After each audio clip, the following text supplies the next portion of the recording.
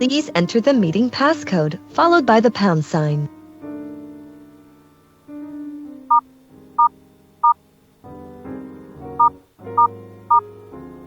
If you are the meeting host, please enter your host key followed by pound.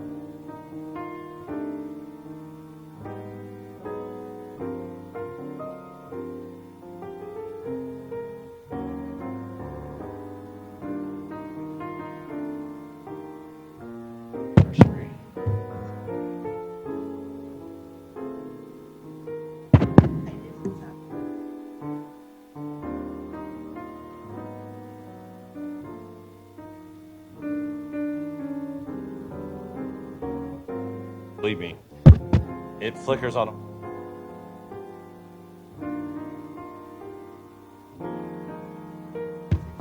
Yep.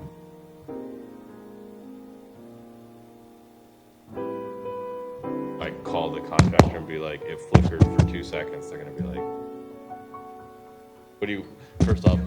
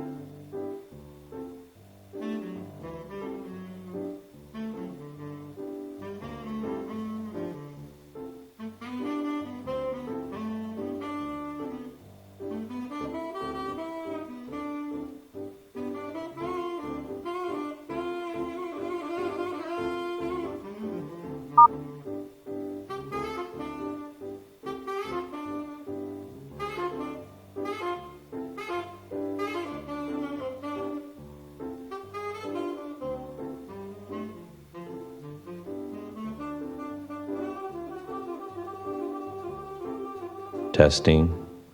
Testing 1, 2. Yep.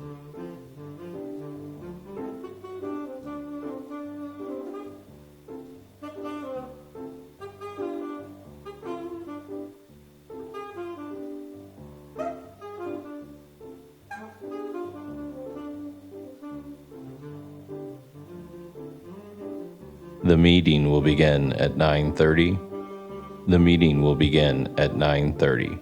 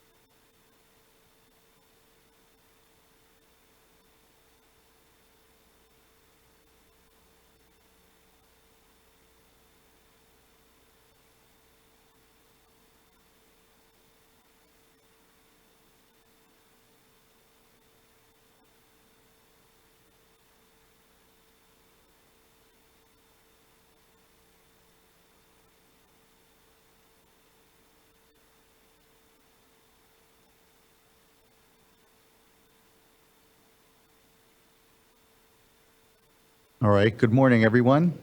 My name is Joaquin Esquivel. I'm Chair of the State Water Resources Control Board. Today is Wednesday, June 21st.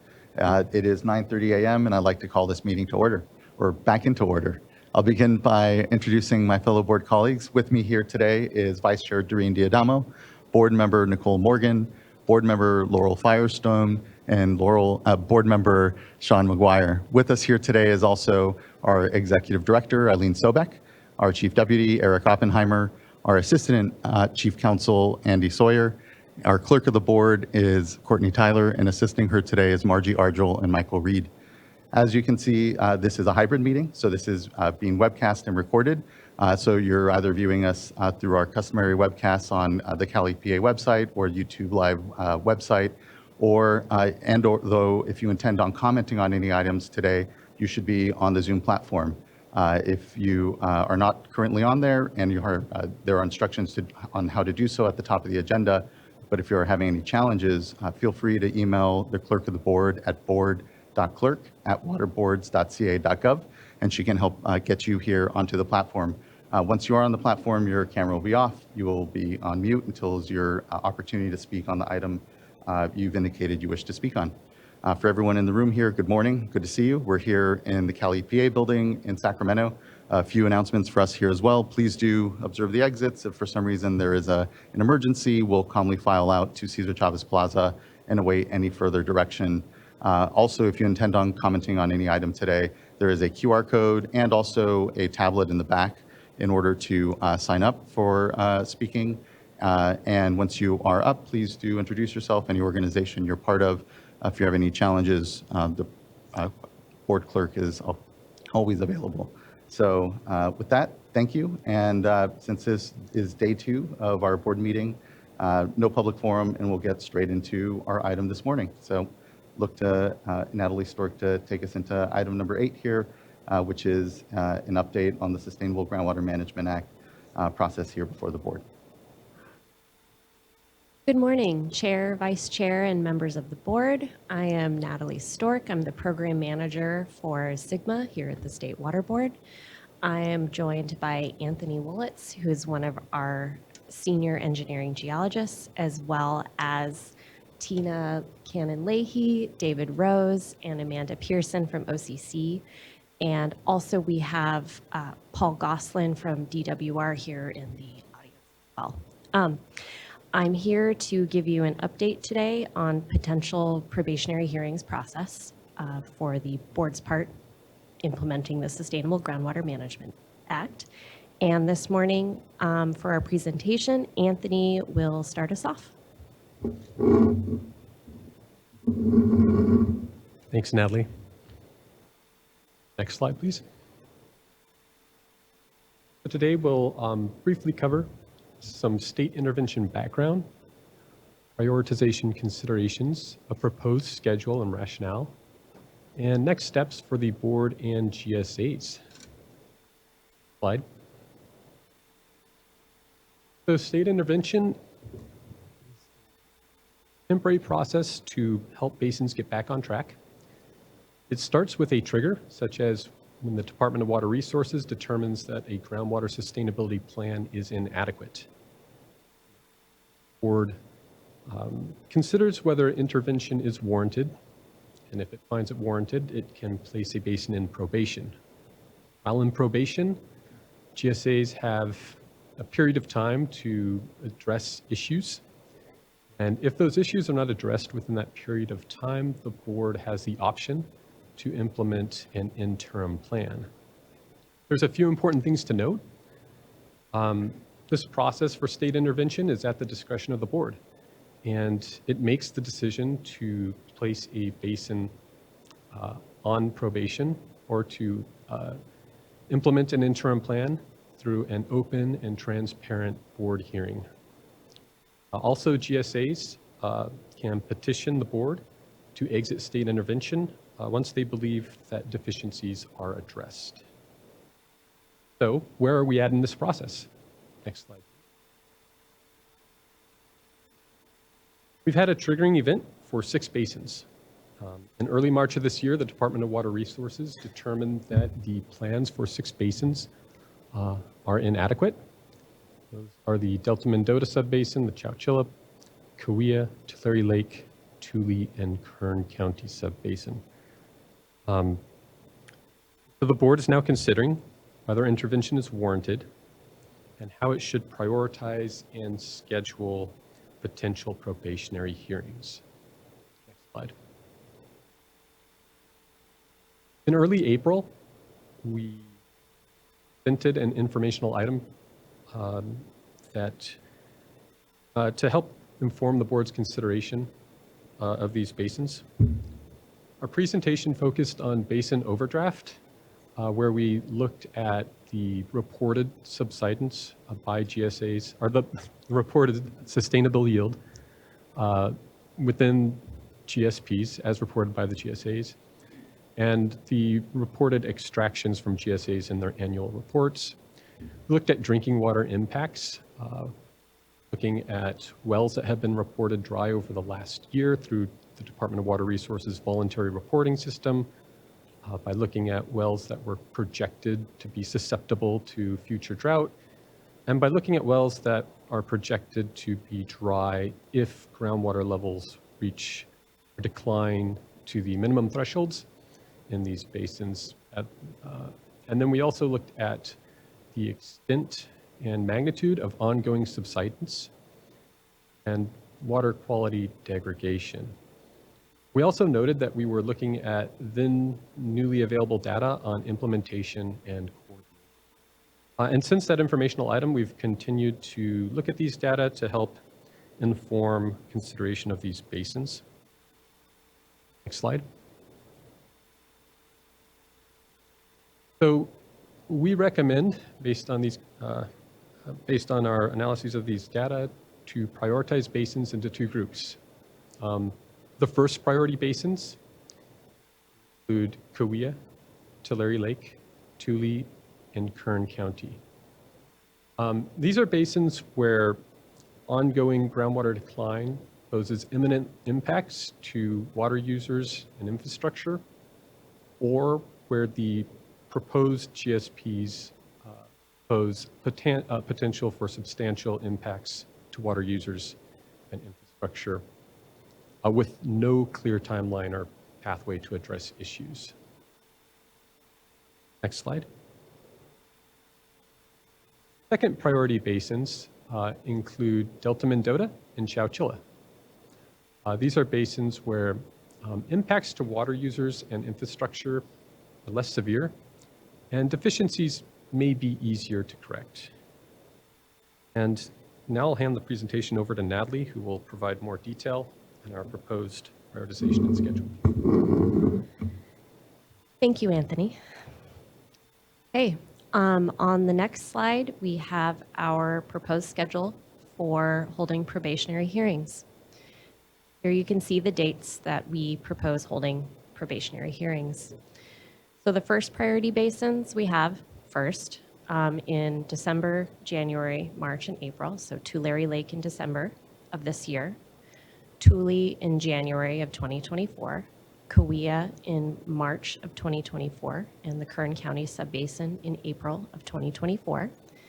Then we have a break of a few months, and following with the second priority basins of Delta Mendota in September of 2024, and Chowchilla following the next month in October. Next slide, please. So a bit of the rationale for the ordering and prioritization. For Tulare Lake, Tule, and Cahuilla, urgent impacts are anticipated potentially due to declining groundwater levels and potential impacts on drinking water wells. Also, potential impacts on drinking water wells due to degradation of water quality. Based on our analysis that we did with the Department of Water Resources, looking at how future drought could impact wells, that analysis showed over 2,000 domestic wells were at risk of going dry in these three basins alone. Additionally, since the last information item, our team conducted further analysis on the minimum thresholds in the plans for these 3 basins to calculate if water levels dropped to those minimum thresholds across these basins, how many domestic wells that we know of would go dry, and we saw over 2,000 in that analysis. So the plans, as they are today, are not protective of drinking water beneficial uses. Additionally, we are concerned about urgent impacts from subsidence, those impacts being infrastructure damage. For example, there could be continuing impacts to the California Aqueduct, the Bryant-Kern Canal, Corcoran levees, other levees, and other infrastructure. Next slide, please. So the rationale for Kern County, there are fundamental coordination issues. There are also independent criteria that could allow widespread exceedances of thresholds set by these plans before management actions are triggered. To explain that a little differently, in one area, their thresholds would be exceedances at a certain number of monitoring sites, but management actions wouldn't necessarily kick in unless there are exceedances in other areas. So there's interdependent criteria between areas, and the thresholds for management actions within an area are just much greater. So there's that interdependency that is concerning, especially when things aren't coordinated across basins, aren't coordinated across management areas, GSAs, and plan areas. So the impacts could be extensive, but there are data gaps that make this unclear. Next slide, please. For Delta Mendota, the potential impacts, as we said before, are less extensive. There are substantial coordination issues. However, they have recently begun, they're now working to develop a single groundwater sustainability plan for the entire subbasin. So hopefully that will address those substantial coordination issues. Next slide, please. Chilla, again, the potential impacts are less extensive. They additionally have already submitted a revised plan for board staff to review, and they are working on adopting that plan across the GSAs if it hasn't already been adopted by now. I believe the adoption date was right around now. That is encouraging, and we are working on reviewing that plan now. Next slide, please.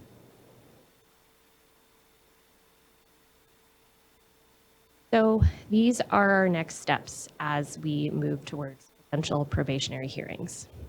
The statute requires minimum 90-day and 60-day notices. That 90-day notice is for cities, counties, DWR, and our electronic mailing list.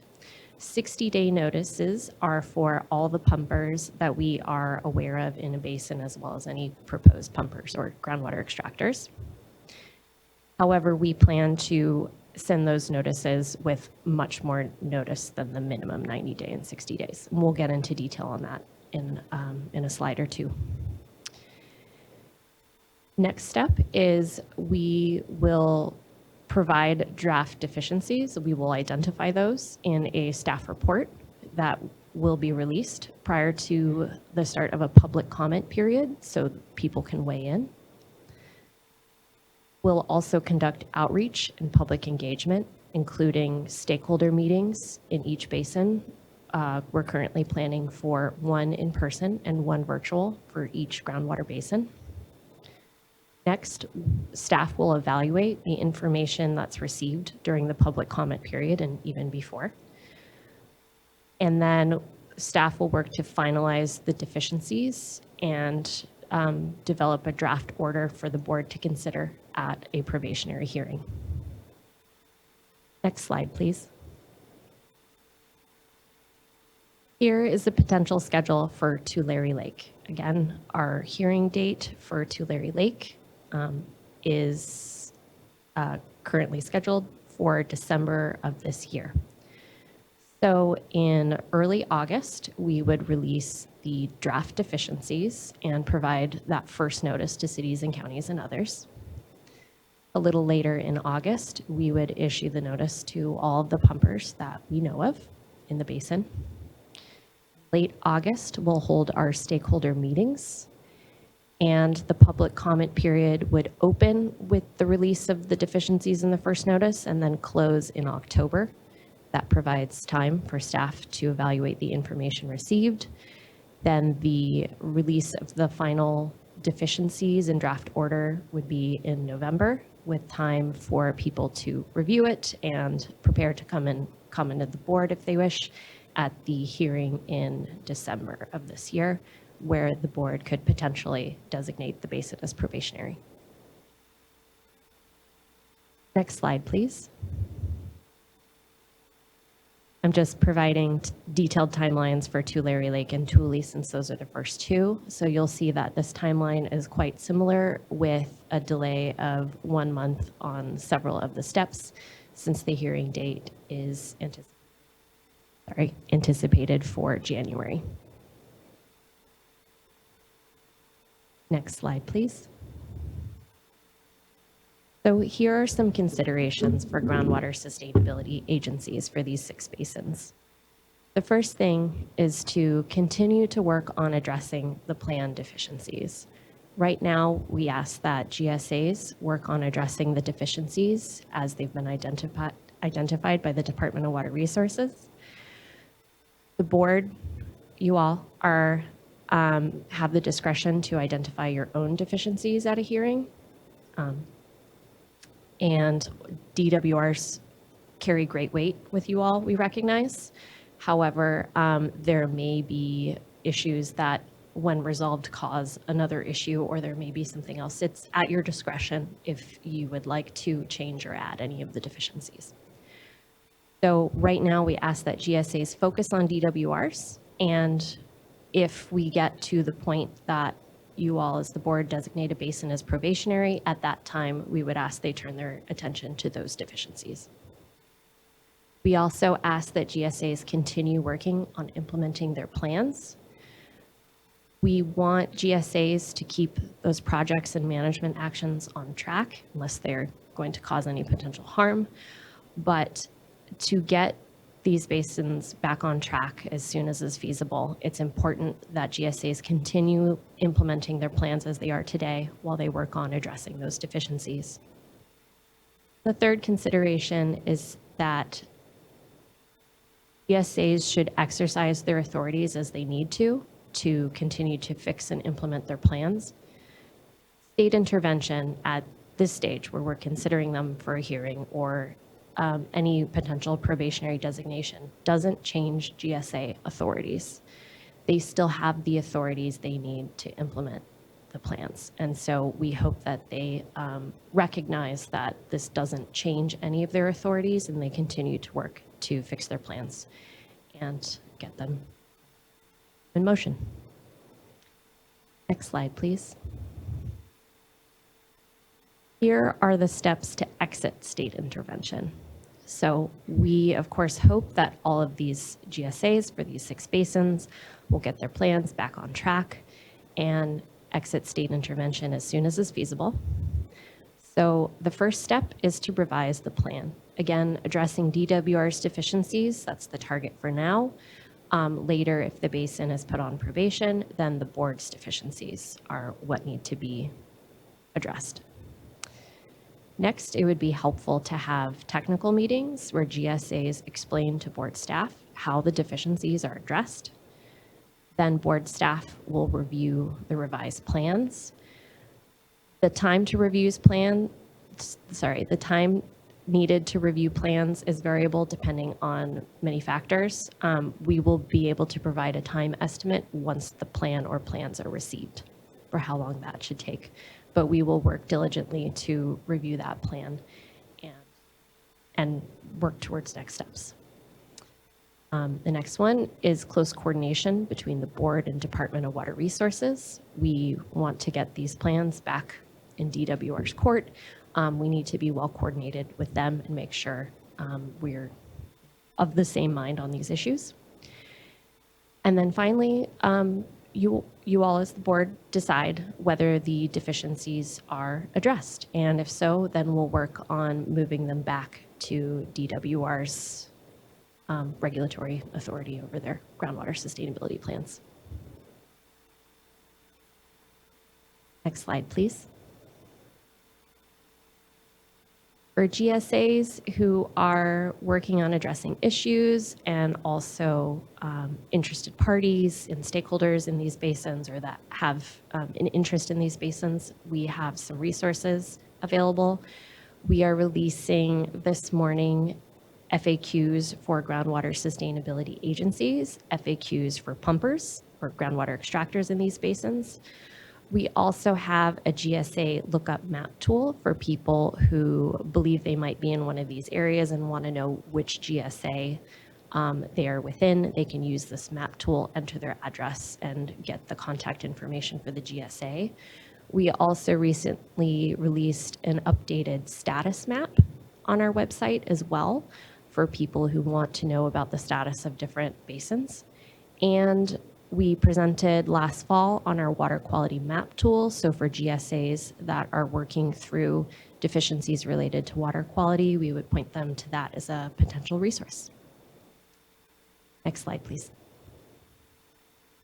That concludes this presentation. Thank you.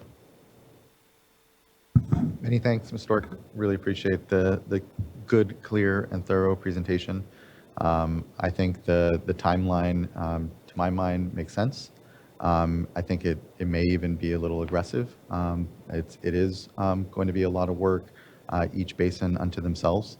And here we want to give the space and time to be sure we do our work well. And I think to your points, though, importantly, it's not pencils down for our basins here. Folks need to continue to work diligently through their issues so that they're winnowed down as they come here before the board.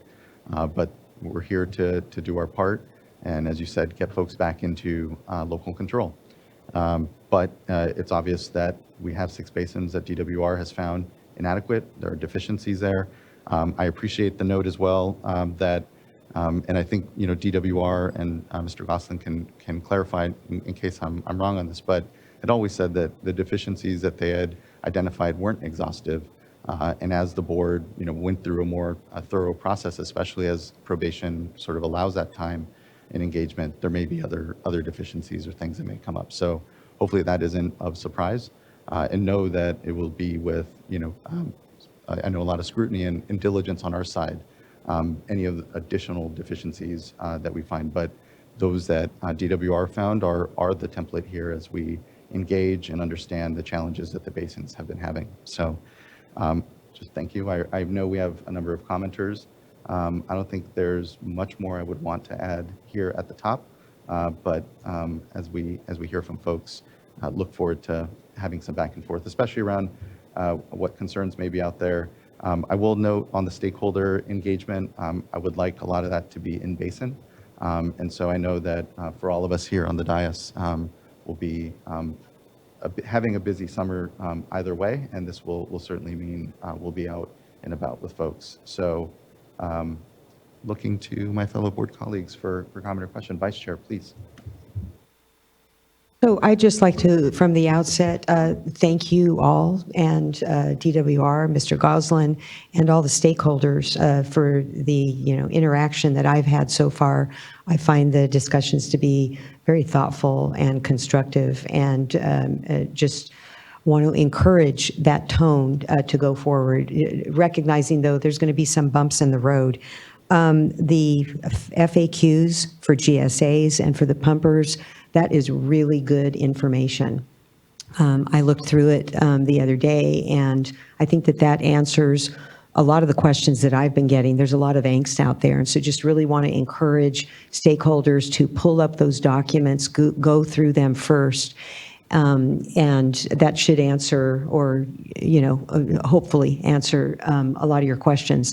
The question that I have for you, Ms. Stork, is on this issue of a single point of contact. And, specifically, the example I have is, Kern County, where that's getting more and more challenging. But how do you intend on dealing with this request that I think is a reasonable request, that you have a single key point of contact from each of the subbasins, because there's so many GSAs, and, we're struggling as we start to get involved here, to kind of recognize the different GSA, the basin, the GSAs, who the players are. And so what words of wisdom do you have for stakeholders in, trying to meet that what is a reasonable request, where they might have challenges, and then any guidance you might have for us as we start to receive requests from stakeholders?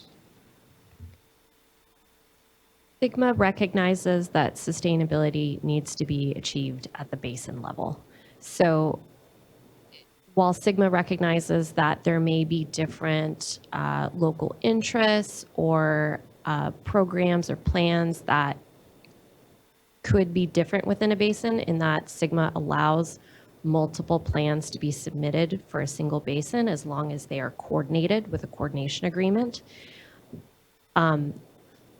Sustainability ultimately needs to be achieved at the basin level. So it is ideal to work through that basin point of contact. Specifically in Kern, I believe the GSA count now is at 19. It's been increasing. And I'm sort of looking out for more in the future. It's not clear to me how many GSAs we'll ultimately have when they reach sustainable groundwater management. So with that, those many groups really to be coordinated, it's best if they can work through a single point of contact and work to address issues amongst themselves as much as they can, and work with that point of contact to work out issues where they have them. However, we do absolutely encourage all of these basins to reach out to us with concerns and questions. We've been meeting with all of the basins. I believe we've had 2 meetings with each of these 6 basins, so that's about a meeting a week for us. And we encourage them to come to us with questions. We are going to continue working on developing resources such as these FAQs that we've issued for GSAs. And really, we encourage them to come together and work through that single point of contact where possible. We do recognize that there will be individual issues, and it's their, they, of course, have the right to reach out to us and board members individually, but where possible, it's ideal that they come together.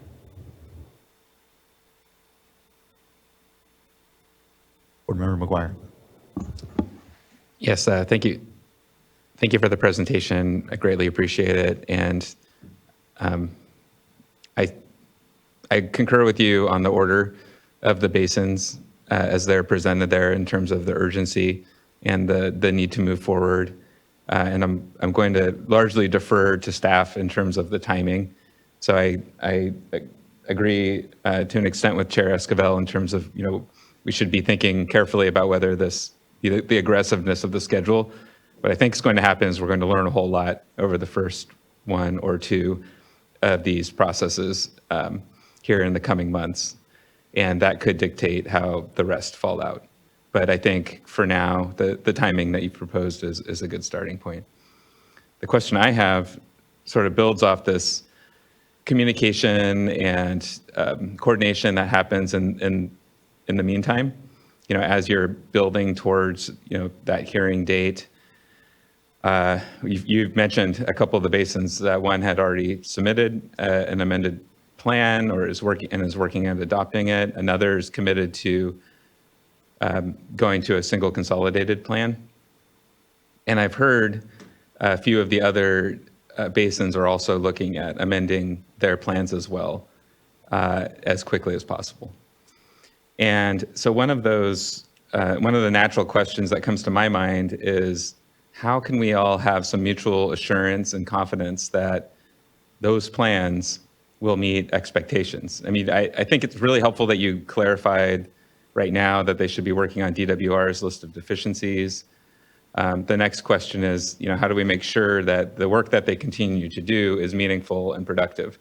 And I get the sense that some of the basins, are looking for some of that feedback and input as to the scope, what they're trying to tackle right now in terms of addressing the deficiencies that they have before them. So I was just wondering if you could comment on your thoughts as to how to build that, how to provide that sort of input in a way that I realize you're working through all these processes and they're incredibly complex. But do you have any thoughts as to that, since you are working with a couple of the basins already? I think the key thing there is to continue scheduling meetings with us to talk through the technical issues regarding the deficiencies they're working on addressing. I've been clear, I think, with all of them that we as staff, we can't give them a thumbs up or a thumbs down on any particular issue. Ultimately, it's our board's decision and we work for the board. But we can do everything that we can to understand where they are headed in regards to addressing these deficiencies. And if there are issues that we want to raise to you all at the board, whether things are on the right track or on the wrong track, then we can work with you as the board on how to get where basins are going back on track if they're not quite meeting the bar when it comes to addressing those deficiencies. So I think the key thing is to continue meeting with us. Again, we met with every basin twice so far. We're going on round 3 this week of meetings, and we are looking forward to continuing those and learning what changes everyone's planning to make. Thank you, Ms. Stork. Well, I was just going to say, I think the other thing that will be helpful is that one of the first steps in the schedule for each of the basins, each of the detailed schedule, is to put out a staff report that identifies what all of the deficiencies are, the DWR deficiencies, plus anything additional that we've determined.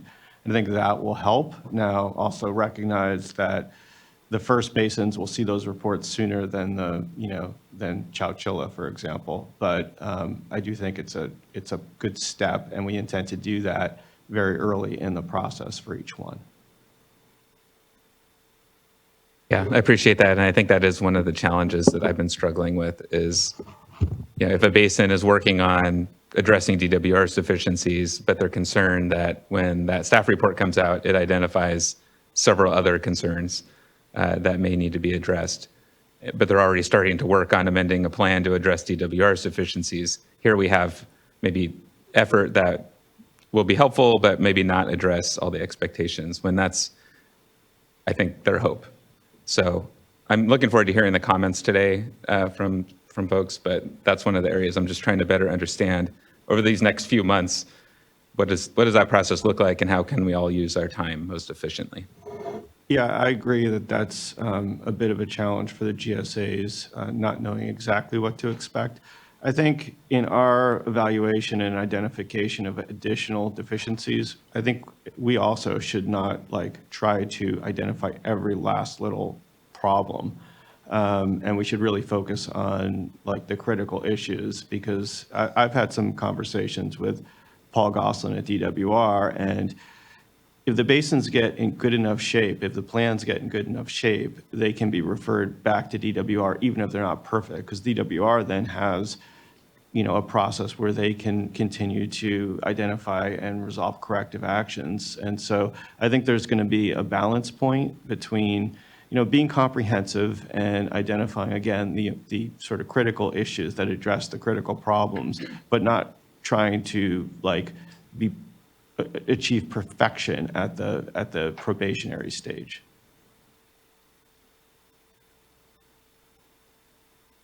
Thank you.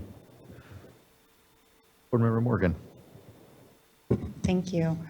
So thank you for the presentation and the, I'm going to call it aggressive plan to move forward, and I appreciate it. The one question that I currently have remaining, definitely looking forward to the comments. So can you speak to community engagement? How do you see that going, happening through this process? Community engagement is going to be critical for these GSAs to fix the issues in their plans. DWR has done a very good job laying out the deficiencies, and in many of the deficiencies, DWR spells out that the plans don't explain how they consider the needs of beneficial users and use when it comes to how thresholds were set in the basin. In order to really consider all of those beneficial users and uses, engagement with those people who are impacted is critical. And so we hope and ask that GSAs continue working with their communities, with everyone in their communities, to better understand their needs and understand how groundwater management will impact them, and move forward with that.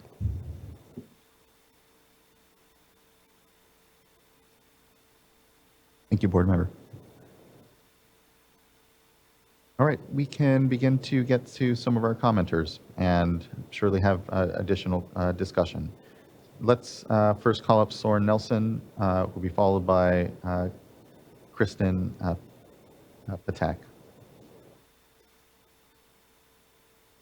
Yeah, thank you, Mr. Chair and board members. It's nice to be here with you virtually this morning. Also want to thank staff for all of their work on this. I know this is the first time many of us are doing this, and it's a brand new thing, so I appreciate all of their work. I just want to start by saying that, Aqua supports SGMA and was, played a big role in its passage in 2014. And that includes the board's role as a backstop. And so, I just want to make it clear that we're supportive of this process and appreciate the board's work towards this. I do want to take a second and just acknowledge that we've come a long way since SGMA was passed, and of the hundreds of GSAs and local agencies that have worked towards this goal, we've made pretty significant progress statewide, and I think that's something that's worth acknowledging and celebrating.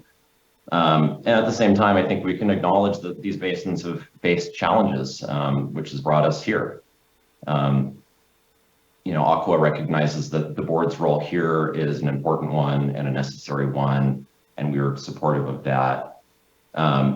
But as we're talking about this process, there are a few things that I think are beneficial to keep in mind. And I think the first one, and board member McGuire alluded to this, and I appreciate the attention to that, is the need to create and convey very clear expectations to these subbasins as we're moving through this process.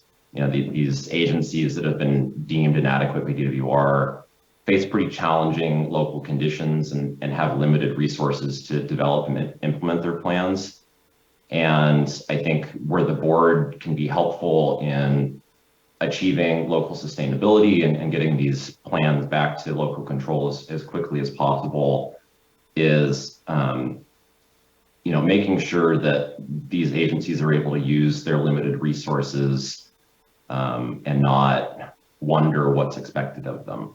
And so I think just being really clear about what the board needs from these agencies to satisfy the deficiencies identified by both DWR and potentially by the board at a later date is going to be really, really critical for the success of this process. I appreciated staff's slide on the process for exiting probation, because I think understanding what the off-ramp is just as important. So I really appreciate that clarity and look forward to learning a little bit more about how that will work in practice. Another component that I want to highlight is just that these managers at a local level have been spending a lot of time and political capital with their growers and extractors and other users to build trust and create buy-in for SGMA, because this is a pretty cataclysmic change for a lot of folks. And so I think as the board is thinking about how to engage locally and go through the stakeholder process and engage with local agencies, being thoughtful about that messaging so that the board does what it needs to do, but also maintains the trust that these GSAs have built with their local community. Because, I think as Ms. Stork pointed out, ultimately these GSAs are going to retain their authority to keep working, and it's really important that they maintain the relationship that they've built with the community in order to do that. So, again, we're all new to this process, and I know that the board does not have infinite resources of its own. And we're here to be supportive and appreciate all the work that you've done and look forward to continuing the conversation. Thank you. Thank you, Mr. Nelson. Appreciate your comments and participation, and look forward to, I know it is a lot more further work. Thanks.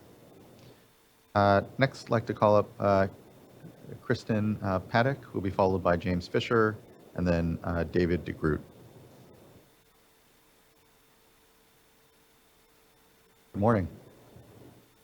Good morning, Chair and members of the board. My name is Kristen Piddick. I am the Kern County Subbasin Plan Manager, point of contact, representing the Kern County Subbasin. I just want to first thank you all for the opportunity to provide a public comment today on the SGMA update. And Kern County Subbasin GSAs, we really appreciate staff for all the work to prepare this presentation. In addition to providing the opportunity to comment to you via my statement today. My statement is not only intended to introduce myself to your board, but also we wanted to make a request from your board on behalf of the Subbasin GSAs, just to allow our Subbasins appointed technical working group time to continue to work with State Board technical staff to address those deficiencies from that March 2nd DWR inadequate determination letter prior to your board making a determination for an immediate prioritization of the subbasin in the probationary hearing process. Just to give you some context where we are right now, the Kern County Subbasin Coordination Committee and their appointed technical working group have been working diligently to ensure successful collaboration with State Board technical staff to address the identified deficiencies. It's our understanding that at the April 4th workshop on inadequate determinations, your board took the position, it was open to learn more about the groundwater sustainability plans that were determined to be inadequate, and also welcomed ideas on how to structure interactions with the subbasins that did receive those determinations. The Kern County Subbasin looks forward to working with state staff through the technical working group, which began, we had a meeting on May 8th that included State Board technical staff, the Subbasin GSAs, and our technical working group. At that time, we agreed to hold a meeting in June for a more focused meeting with our technical working group and myself to present our subbasin's approach in addressing the deficiencies and also to provide a schedule moving forward. The meeting actually was rescheduled from June 15th to a couple days from now at the request of State Board staff. So given the timing of today's board meeting and our recent efforts, we're just requesting that your board take our statements into consideration before making an immediate prioritization of the subbasin in the probationary hearing process. We really hope that your board will continue to acknowledge our recent efforts and provide support and certainty on an agreed upon process before the affected subbasin faces a probationary hearing. In closing, the Kern County Subbasin is committed to continuing to work collaboratively with State Board staff to address the identified deficiencies. We're currently developing basin-wide methodologies, which will eventually lead to amended GSPs in our basin. And I just want to say thank you for the opportunity for allowing me to make this statement today and this request on behalf of the Kern County Subbasin. Thank you, Ms. Piddick. I appreciate your participation and good to meet you. Looking forward to what I know will be further discussion. Just Quick question, because what we did articulate was a potential probation hearing in April of 2024.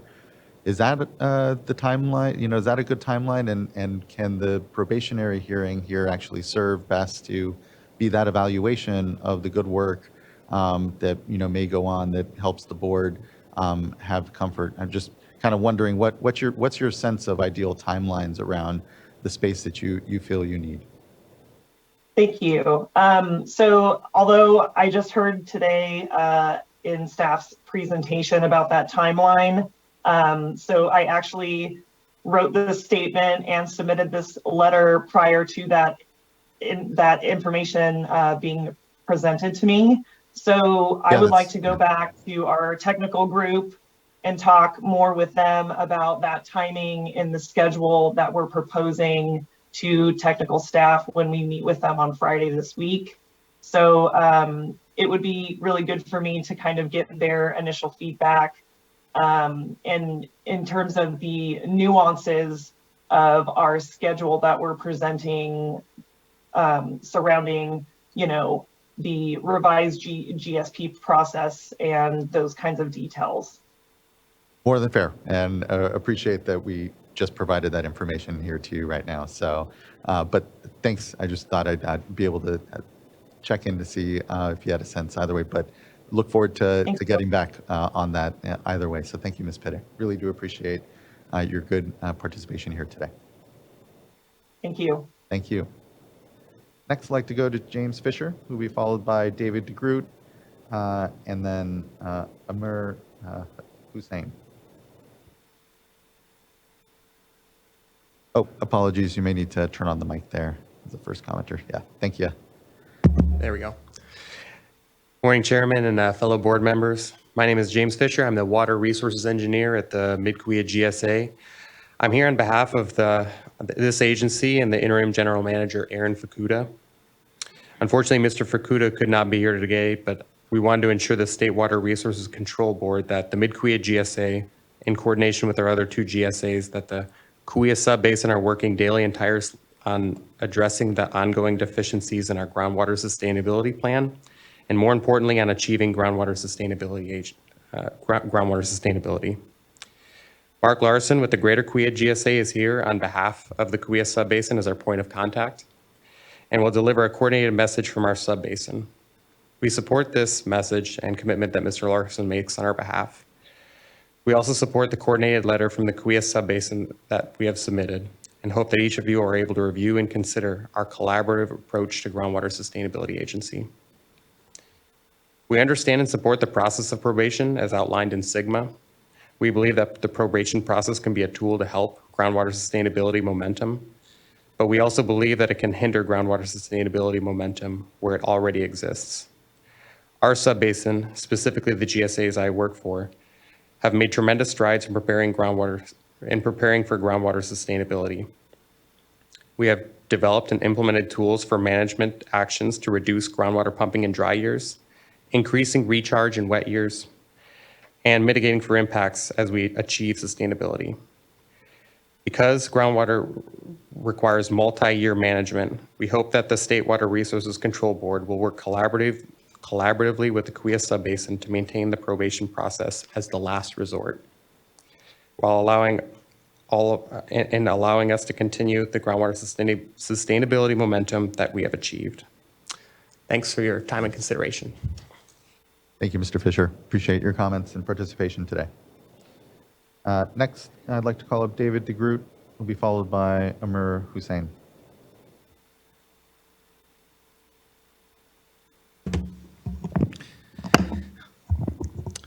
Yeah, good morning, Chair and board members, and thank you for allowing us to provide some public comment today.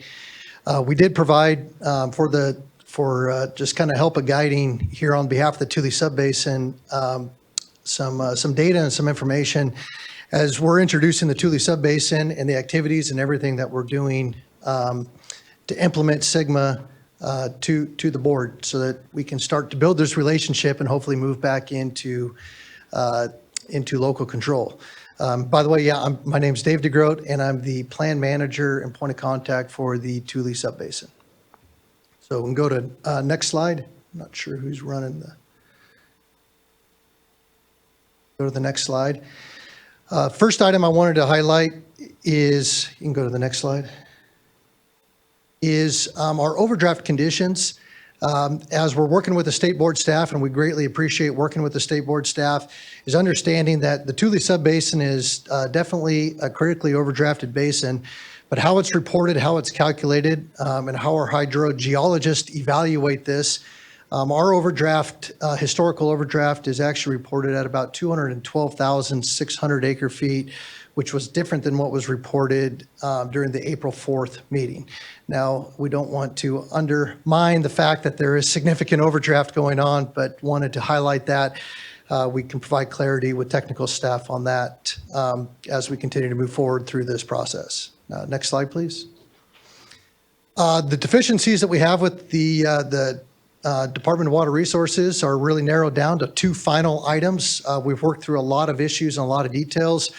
In our subbasin, we're down to groundwater levels and land subsidence. We believe we have a plan to address those. We're down to the final components there. We've discussed those with staff.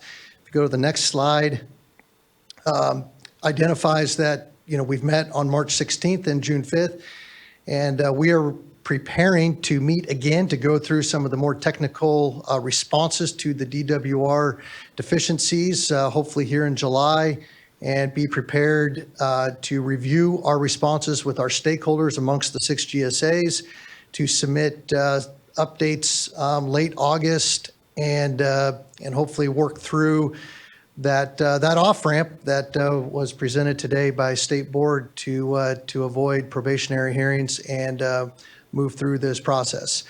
One of the reasons that we would like to do that is there's been significant effort within the Tule subbasin to get to where we're at with our stakeholders, and I'd like to go through a couple of the results of what we've achieved so far. So next slide, please. This is a busy slide, but just to highlight, as we're transitioning to sustainability, there have been allocation programs and fee structures established for those that continue to use overdraft water as we work towards sustainability. Within the subbasin, over $35 million has already been collected from our landowners that are using that overdraft water. There are other sub-management areas within our subbasin that have already achieved sustainability. So we're working towards that. We've made great progress. What are we doing with these funds? What are the GSAs doing? They're using these to develop further projects and management actions to help achieve sustainability, recharge basins, fallowing programs, as well as the mitigation programs that are underway. Fallowing programs is another way of looking at how do we achieve sustainability, reducing pumping. There's been thousands of acres that have been fallowed just in 2022 to help achieve that. Recharge development, before this historically wet year, we've recharged over 500,000 acre feet. This year in particular, the Tule subbasin will not be an overdraft as a whole. We've had substantial flooding. We've had substantial amount of water. As you've seen, what's really, really amazing is how much water we've been able to capture and how we're able to use that water by using some of the funds that have been generated and the projects that have been implemented so far to be able to get that water into the subbasin. We're really excited to see what the results look like after this year. Next slide, please. Oh, and the last item on that slide was we have adopted mitigation plans, each of the GSAs. There are, as of the end of last year, and each of those GSA mitigation programs were focused on, as overdraft continues until we achieve sustainability, how do programs such as mitigating drinking water get addressed. And we also, as you heard yesterday, there's a lot of effort with the Tule Basin Management Zone and the Tule Basin Water Foundation. The SWRCB agencies are members and participants and stakeholders of that, so that there's not duplicative efforts, so there's not confusion. There's enough confusion already, and trying to help solidify how those programs can all work together. Another example is our GSAs, 2 of our GSAs around some disadvantaged communities have implemented programs and policies that their first recharge water that they have available, particularly even in dry years in Lower Tule and Pixley, that they recharge around the communities to help protect the disadvantaged communities' water systems. Next slide, please. What has happened? What are the results? A lot of talk. There's been an 11% reduction in 3 years in evapotranspiration, which is the consumption of water within the subbasin. That's about a little over 100,000 acre feet. Our overdraft is 212,000 acre feet. 3 years, we've made significant progress in that direction. Next slide, please. Here is what's happening right now. We have transducers that we've installed. Transducers measure every 30 minutes water levels in various groundwater monitoring wells that have been installed. We've already seen recovery of over 120 feet in certain areas. There was a question asked by staff, mitigating drinking water wells and everything. How's that going within the Tule subbasin? Well, with this historical year that we've had, water levels are up across the subbasin. In 6 months, we've already seen recovery of over 50 feet in lots of areas. A lot of the wells that could be impacted aren't being impacted this year. And so although we have our programs now in place, we have not seen the impacts that we've seen during dry periods. Next slide, please. Quick question. Yes. Were there still reported dry wells on DWR's dry well reports? I'll these get last there in couple of about one months? slide, Okay, 2 yeah. slides. Thank you. Oh, perfect segue into Great, this thank you. slide. So I just wanted to set you up there. Yeah, thank you. Based on that website you just referred to, there are dry wells. This is through 2022. What's interesting here is 2015, 2016 was the last really dry period. 17 through 2020 was an average to above average year. 21 and 22 were very dry years as well. And based on the results from that website, the dry well reporting data system, as you can see that there's been significant progress, 25 wells during a very dry period compared to, 123 and 334 wells during that same type of a dry period. So we have not added to this so far the results from 2023, but something that we continue to monitor and watch very closely. Next slide, please. Yeah, so, key takeaways, the Tule is very committed to resolving DWR's deficiencies and continuing to work with our landowners, our stakeholders in the programs that have been established. There's a lot of effort that's been put into implementation to gain the trust of the landowners, to get them to buy in, to collect the fees, to collect the money, to develop the accounting systems that everybody can understand. Has been tremendous effort, and we would like to continue to work with state board staff. We would like to continue to work with this state board to move back into local control so we can achieve the results that we're starting to achieve. Thank you. Thank you, Mr. Fisher. Appreciate the comments and participation here. If I could, sorry, while you're up, if you don't mind, if I could ask a quick question, follow up on that. Thank you for the presentation. It's really helpful and encouraging to see all the work that you're doing. I'm kind of following up on Board Member Morgan's comment and her question about stakeholder engagement.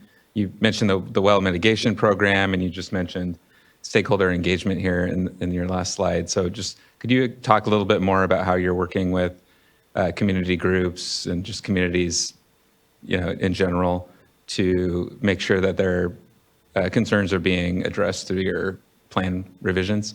Yes. So there are 6 GSAs within the Tule subbasin. Each of the GSAs have their own GSA boards. They have their own governance structure. They have their own stakeholder committees, advisory committees. Each one does it a little bit different. They don't all, some have a planning commission that report to a GSA board. Others have advisory committees that report. All of them are publicly noticed meetings. All of them send out the notices to their interested parties list, to their stakeholder list. There's comments that are provided, comments that are received, and it's the goal of those agencies and their technical representatives to incorporate those comments and those suggested revisions into their final decision-making process. A good example is the well mitigation programs. It's any well that has an impact, any drinking water well that has an impact can be submitted for mitigation. it's not, it has to follow a process, it has to follow a review process. But as of today, if there's a well that's been impacted due to SGMA-related activities, particularly for drinking water wells, if that landowner presents that to the GSA, they will consider working with that landowner to provide an interim solution and a long-term solution. So programs are out there, how they're being communicated, there's websites, there's forums, there's meetings. Thousands of meetings have taken place over the last 4 or 5 years, and the goal is to incorporate comments from the communities, the landowners, the stakeholders as best as they can. Appreciate that. Thank you. Board Member Firestone.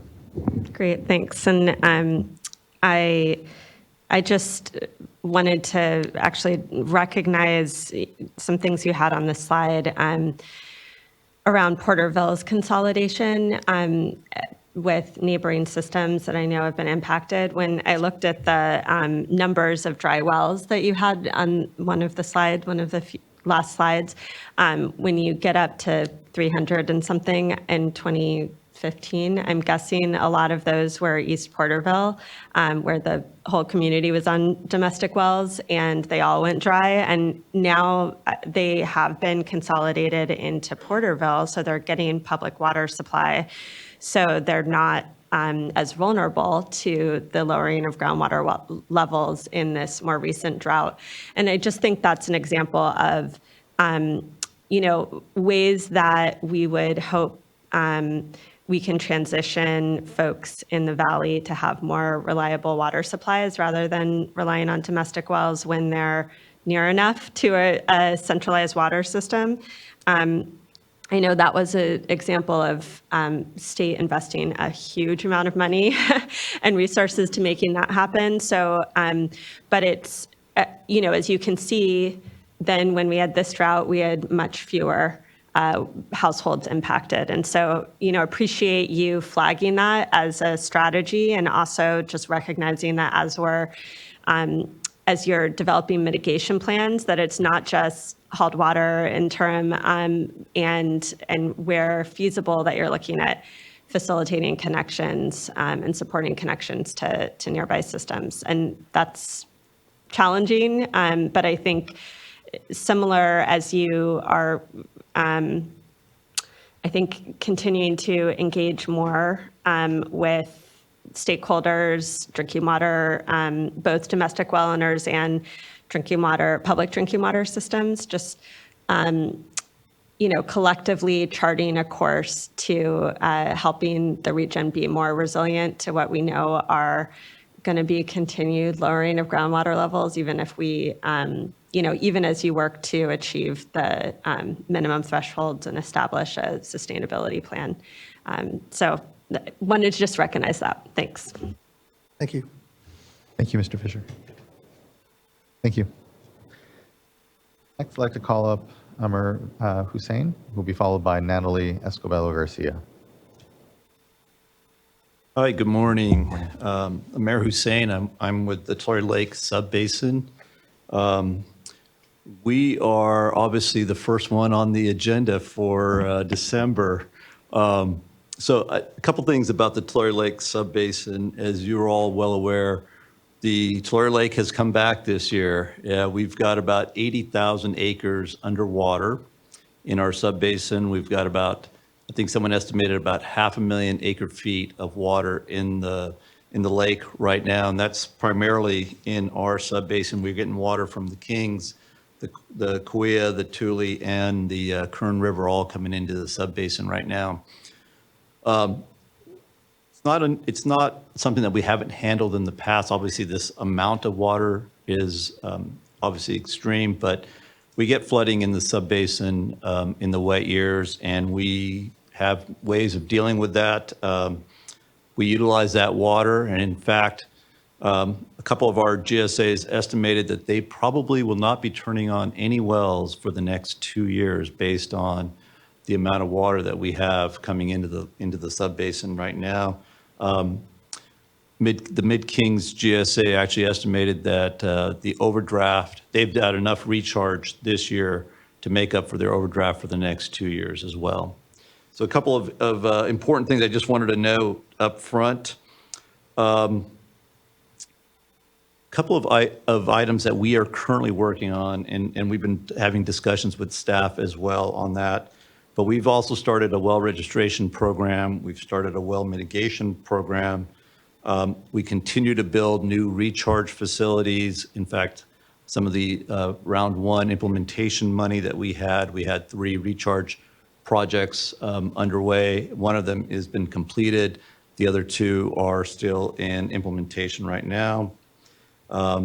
We are updating our groundwater model to be more reflective of exactly what's happening as we've gathered data over the last 2 years.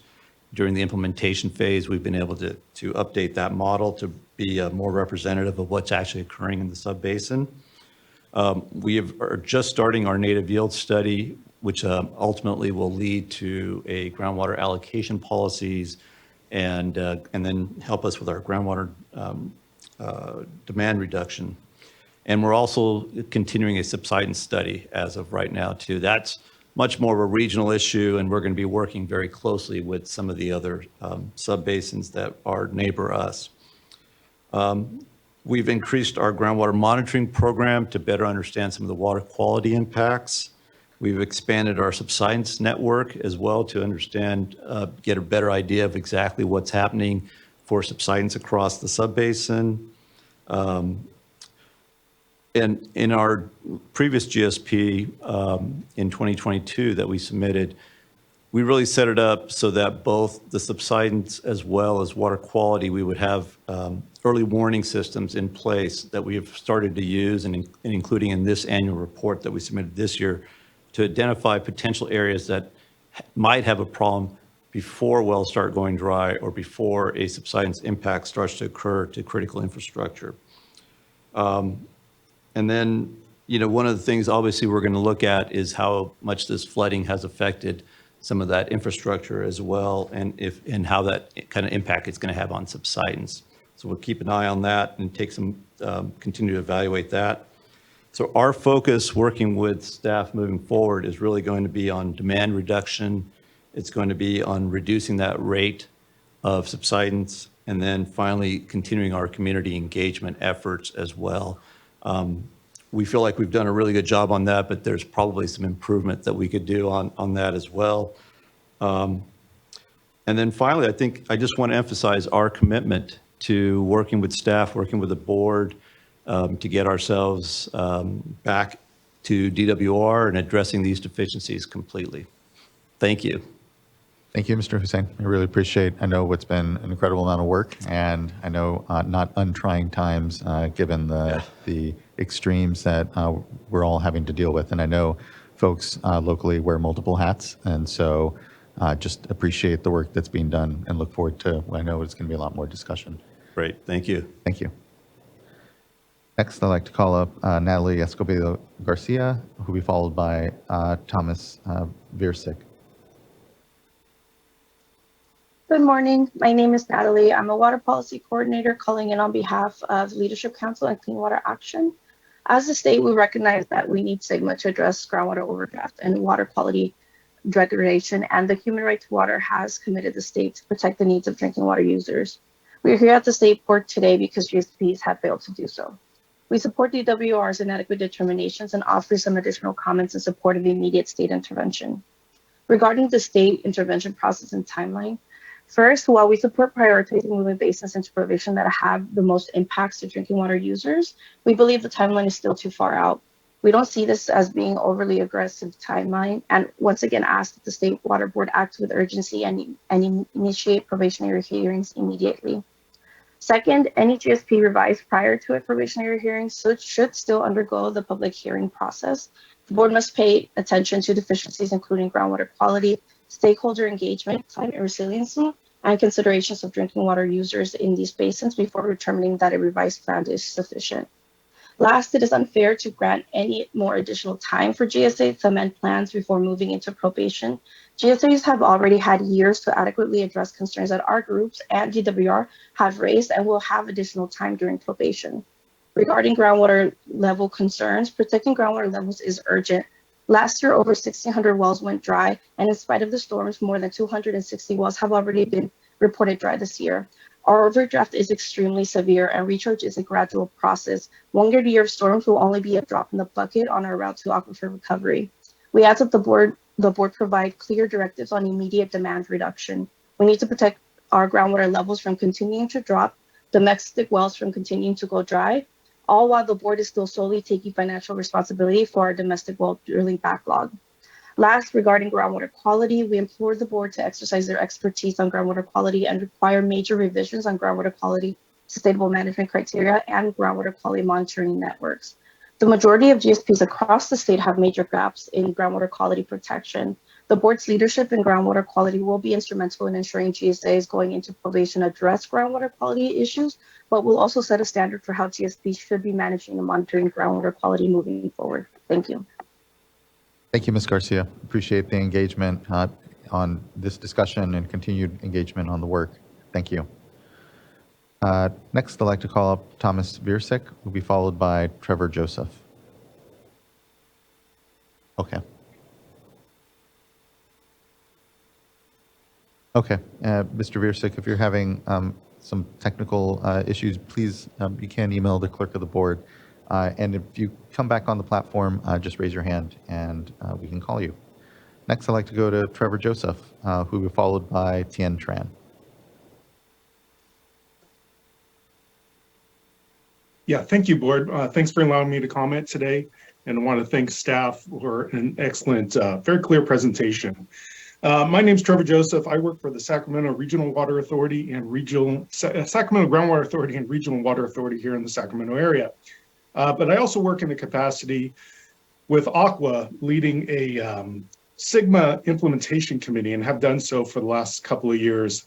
Some of you may know my history with SGMA. I previously worked at DWR, actually was the first SGMA employee hired in 2014 to start SGMA implementation, and I was responsible for the development of the GSP regulations amongst other items during that time.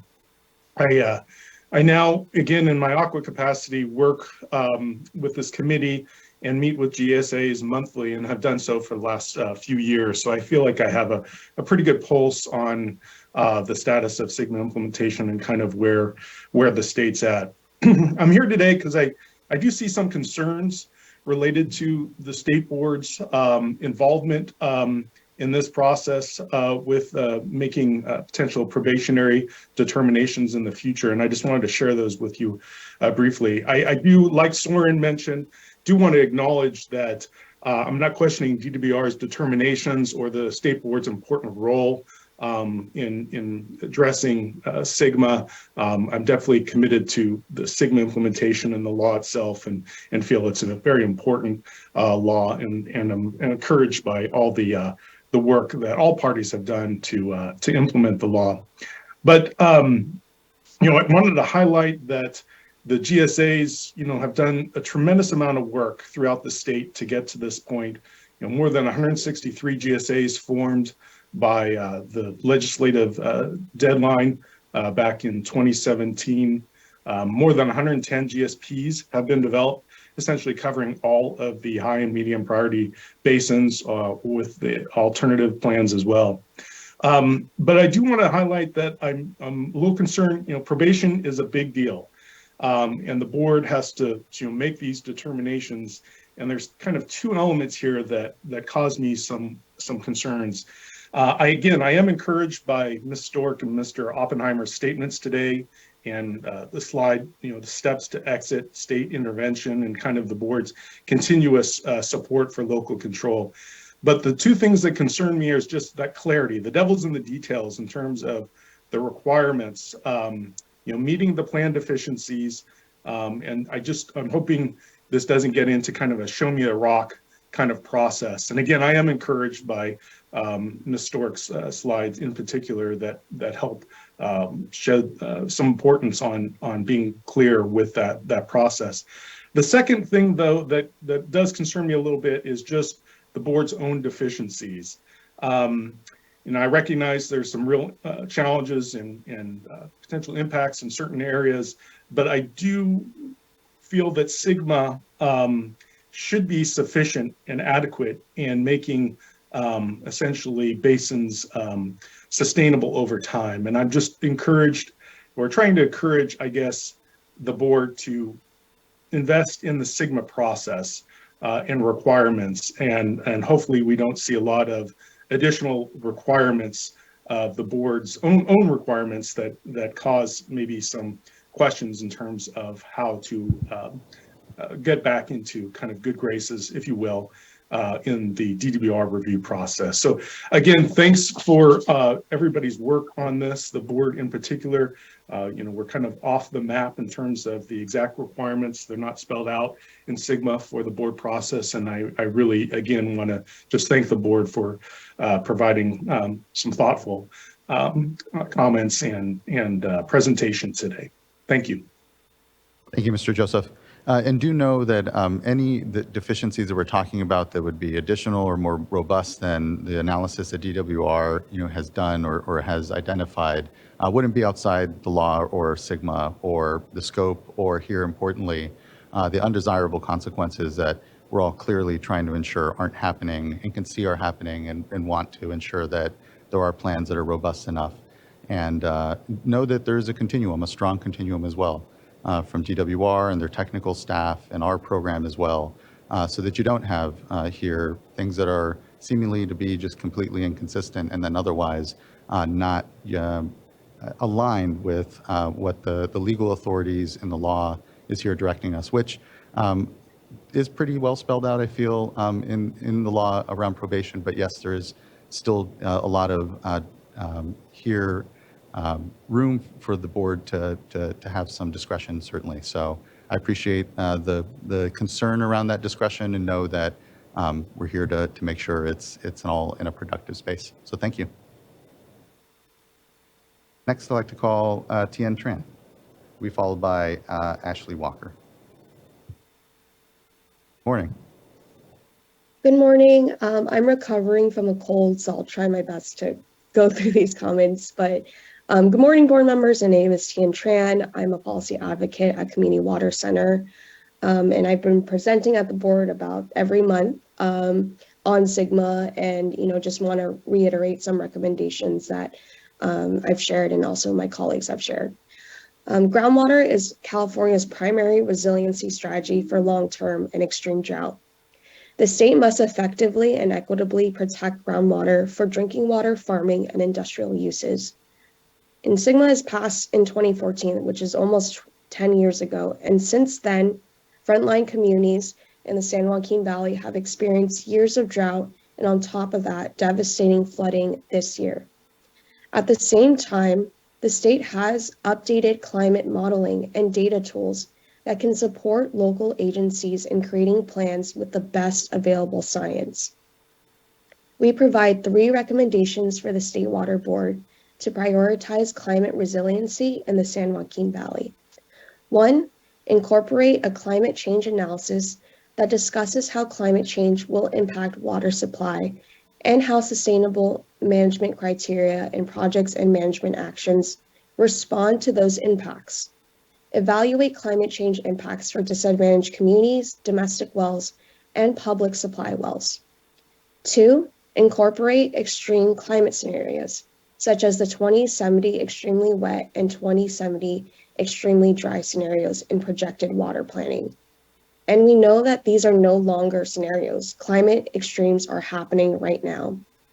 And lastly, ensure that the subbasin develops its climate change analysis in consultation with disadvantaged communities. The amount of pumping allowed should be responsive to extreme climate conditions, so that we are realistic about how much groundwater is actually available. And successful implementation of all these recommendations shared is contingent on equitable stakeholder engagement. And I want to thank the board for highlighting the importance of stakeholder and community engagement throughout this SGMA process. Unfortunately, we've seen there's been poor stakeholder engagement across most basins when GSAs are implementing plans and even implementing projects and management actions. There hasn't been as much community outreach as there should be, especially to domestic well owners and disadvantaged communities. Some GSAs have moved from hybrid meetings to in-person only meetings, which limits community participation significantly. This is the case with the semi-tropic GSA in the Kern Subbasin and several GSAs in the Tule Subbasin.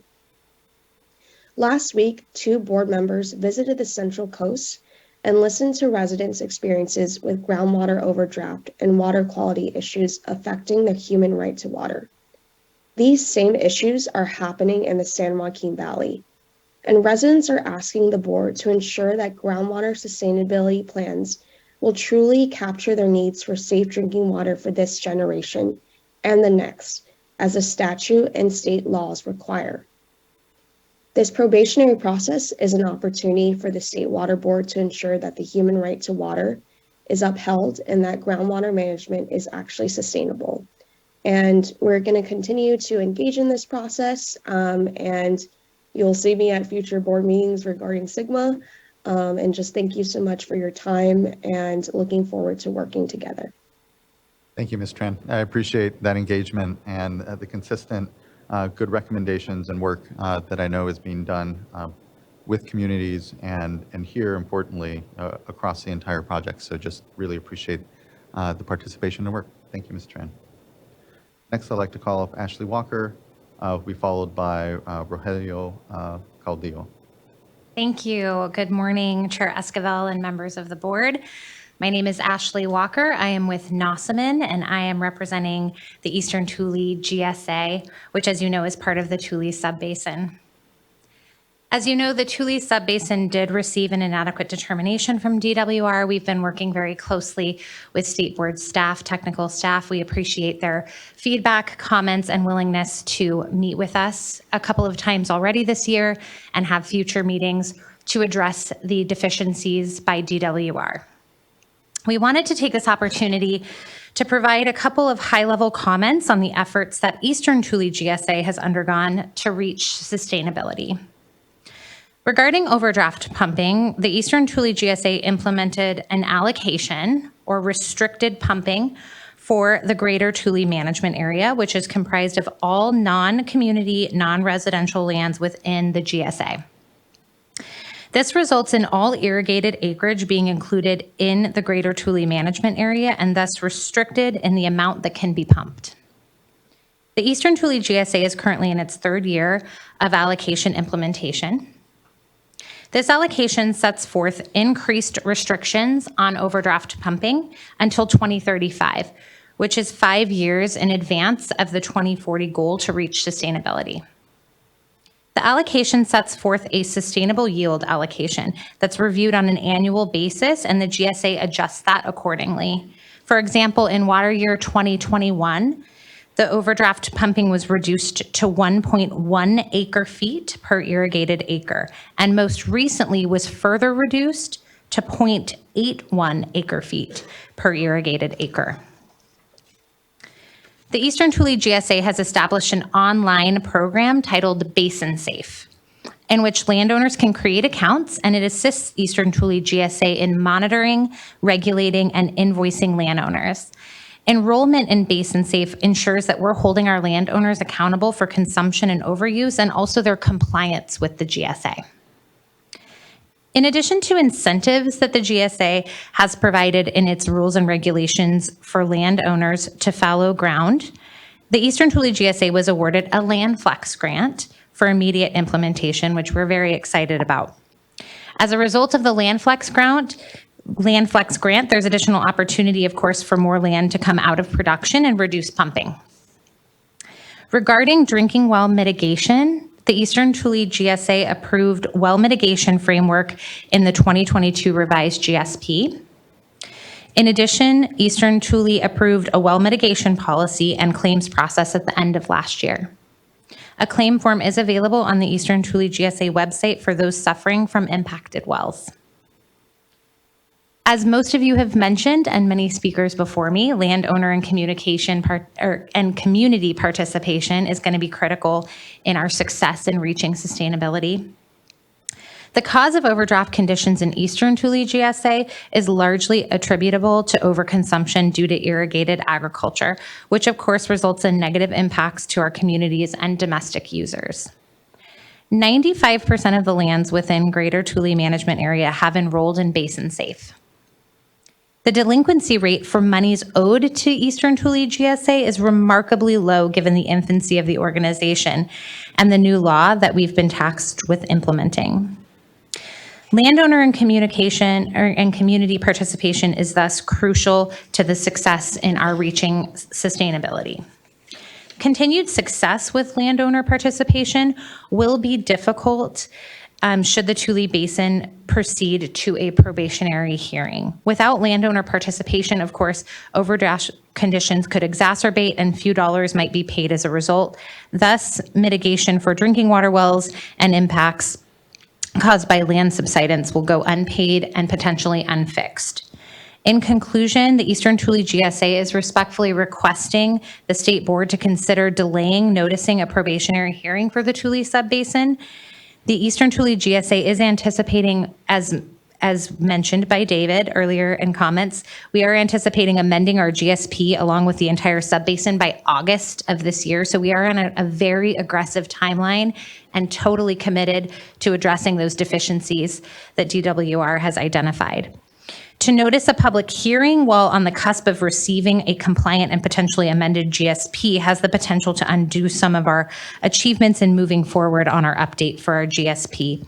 We appreciate your consideration of this request. We look forward to working with staff at the State Board and DWR to address the inadequate determination and reach sustainability. We have our general manager for Eastern Tule GSA here as well, who will be making a couple of comments, and he's happy to answer any specific questions you might have about our efforts locally. Thank you. Thank you, Ms. Walker. Next, I'd like to call up Rogelio Caudillo.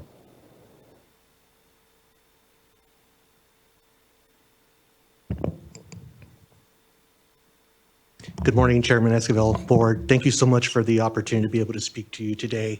And also really appreciate a lot of the comments from the board earlier. It means a lot to us.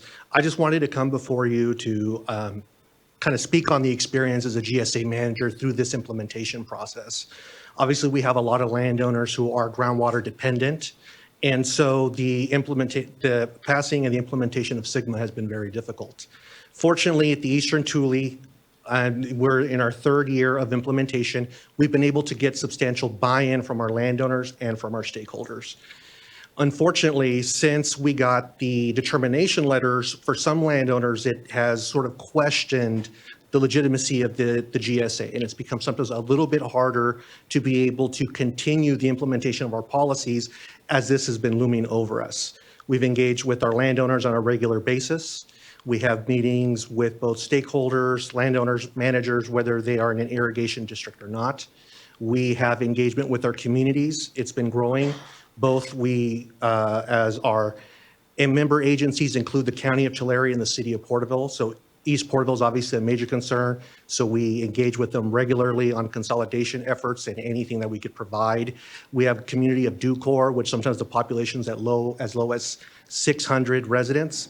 And I make the effort to attend their community service district board meetings and engage with their board members, as well as having domestic well owners come to our office and speak with me directly with their concerns and be able to implement their concerns into our daily process. So what we really want to try to do here is encourage the consideration of the board to give us a little more time to be able to do the work necessary to get this right. We've gotten this far. We've gotten a lot of participation and a lot of buy-in from landowners. They're willing to work with us. They're willing to make the efforts to comply with SGMA and understanding the restrictions that are coming forward with our ramp down schedule, as well as our mitigation programs.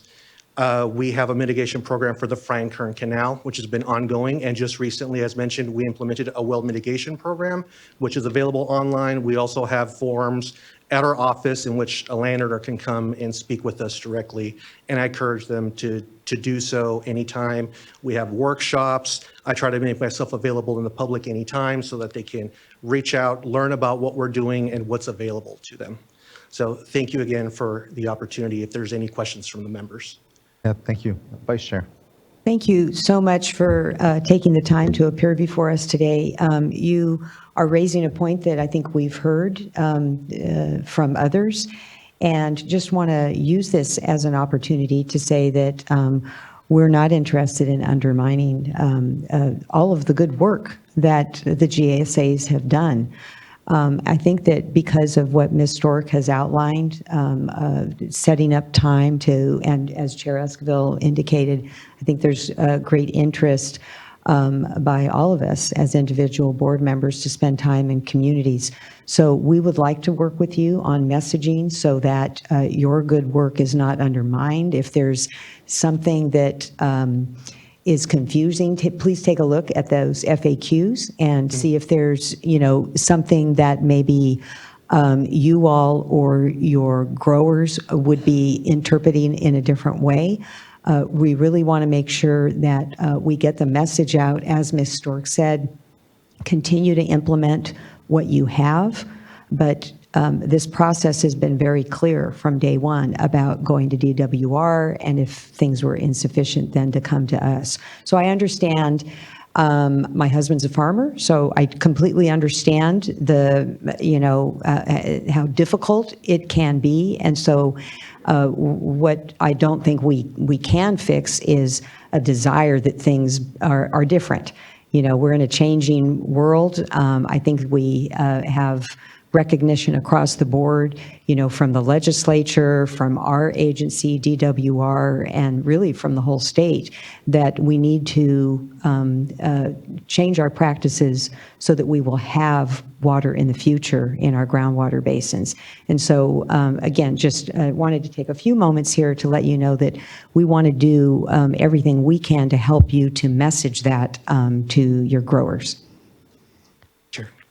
Yeah, thank you, Vice Chair. I just plus up those comments and really thank you for that. I know that it can be easy to see the state's role as punitive now here or somehow against the interests of the GSAs or local control or ultimately sustainability as we're all trying to achieve it together. But it's not. And I think the more that we can make sure that we are in the community, that we are jointly talking about what this is and isn't. It isn't pencils down. It isn't a devaluation of the GSAs or a delegitimizing of your leadership and work, which I know is very difficult. And here, we're here to support you in that. We're here to support the communities. And the more that we can make sure that is the message, the more we can start off these projects and this work, I think, in the right vein. And so just thank you. The personal here attendance and discussion is really critical to us.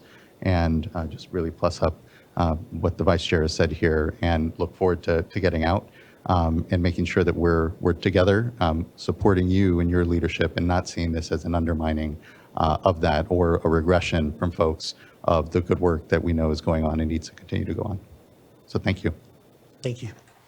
Appreciate it. Next, I'd like to call up Mark Larson, who will be followed by Chase Hurley, and I believe that will be our final commenter. And if not, please do raise hands or sign up. We may have one more. Okay, thank you. Good morning, Chair Esquivel and board members. Appreciate the opportunity to talk with you this morning. My name is Mark Larson. I am the General Manager for the Greater Kuya GSA, as well as the point of contact for the Kuya Subbasin. We sent you a letter earlier this week. It didn't get into the record for this meeting, but this is mainly statements based on that, and now some more discussion from what we've heard this morning, which is very appreciative. There are 3 GSAs in the Kuya Subbasin: the Mid Kuya, the East Kuya, and the Greater Kuya. And as you're aware, the Kuya Basin is in the deficiency zone here with inadequate determination. And we're working with the state board staff now, 2 meetings, as was stated, trying to work on some of those deficiencies and get focused on a plan revision. I have a goal of reviewing the letter we sent to you based on 3 items I'd like to focus on: the subbasin coordination, the subbasin progress towards sustainability, and our request for collaboration with the state board. Maybe sounds a little familiar from what you've heard today. So it's a blessing that our basin is very coordinated. The three GSAs are collaboratively working together. That's been very important in this process as well as we work with our deficiencies. We have great technical consultants that are sitting at the table together, collaborating on addressing our issues, and I believe we're making good progress on that. Landowner coordination and support, as well as interaction with local groups, has been really outstanding in our subbasin. We have landowners that are meeting with different groups to help refine our progress and our direction, and that's been a huge plus. We also have groups like Self-Help Enterprises, Kuya Water Foundation, and the Sequoia Riverlands Trust that have become partners with us and are helping us develop solutions to reaching sustainability. That has been especially helpful. We've made really tremendous progress towards sustainability. It's a work in progress, obviously. We've been allowed 17 years to get to this, recognizing though the problems are today. We've been working hard to implement a plan that is effective. And I want to cover a few things that are happening both sub-basin wide as well as some examples within specific GSAs. Sub-basin wide, all three GSAs has implemented allocations, reductions in groundwater, with fees and penalties for exceeding that. That has reduced our groundwater allocations or usage considerably. We have developed a well mitigation framework now that we are about to publish that will bring the whole sub-basin together in a collaborative effort in terms of how we address that. And then each GSA is currently drafting a well mitigation policy that will allow us to address the impacts that we're causing as we work our way down to sustainability. Recharge activities this year, as you can imagine, with this wet year are, I've worked for the Kuya Delta Water Conservation District for 20 years now. I personally have never seen those types of recharge activities going on, and even landowners calling me from March all the way till yesterday asking, can I recharge on my property? That's going to make a significant effect in the groundwater table. It just takes time as it works its way through the system. Another sub-basin effort is the water marketing program. That has been developed over time. We've got a draft out, had lots of public input across the sub-basin, and this is going to allow landowners to manage their groundwater, to trade it with others and be connected with others who are looking for that. So they are dealing with less, and they're figuring ways that they can manage that water supply with others to best meet that need. A couple of items for the individual GSAs. The Mid-Kuya has their Okieville Basin project, which is truly unique. It's a recharge basin that's going to deal with both quantity and water quality. It's up gradient of the community that has some significant water quality issues, and they're headlong into that process. It's a great project. The East Kuya has in the process of purchasing 500 acres for a recharge basin and habitat restoration project. They've are working on some walnut orchard as well as some forage crop acreage and converting that in the process.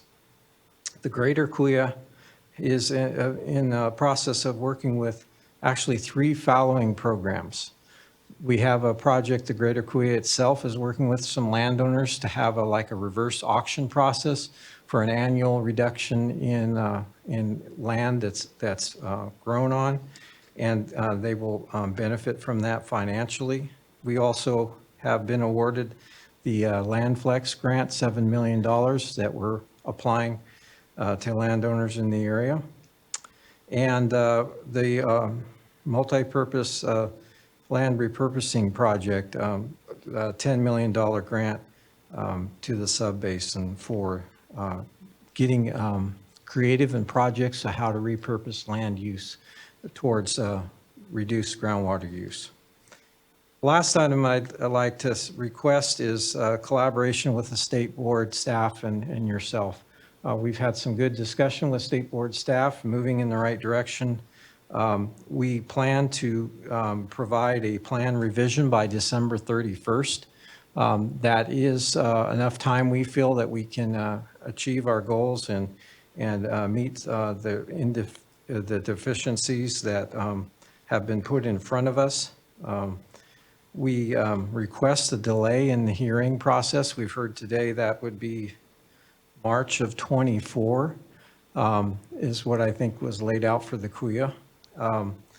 And that's potentially possible. It just depends on how fast state board staff can evaluate our plan revision, right? So if we've got a plan revision December 31, it's kind of a tight time frame. I will repeat what you've heard from others today, that, you know, we've made huge progress with landowners in this plan to reduce groundwater use. They, for the most part, are on base with us and collaborating in the process. I think all 3 GSAs get calls daily from landowners saying, hey, I've got this idea. I'd like to take my water and do this and do that with my land. Very creative solutions. They're already doing the math. They've understood that there's what this new environment that they're working under, and that they can have a control over their destiny with working with less. We've had some of them ask, well, now that you're working with the state board, why am I talking to you? So yes, it's a misunderstanding of the process, clearly, but it's there. And so there's a lot of growers that are very, very up on the process and following it. We have on our water dashboard where they can keep track of their allocations, over 90% participation in the subbasin. So there's good participation in the subbasin, and they have adjusted to and are working with us in that process. I think there's a lot of concern about how the state board, and definitely having some interaction with them and what your role is and what your role is not will be extremely helpful. So we'd like a chance to resolve our issues with you and get our plan revisions out there that are acceptable prior to hearing. We think that would be more productive, especially for the landowners in the area.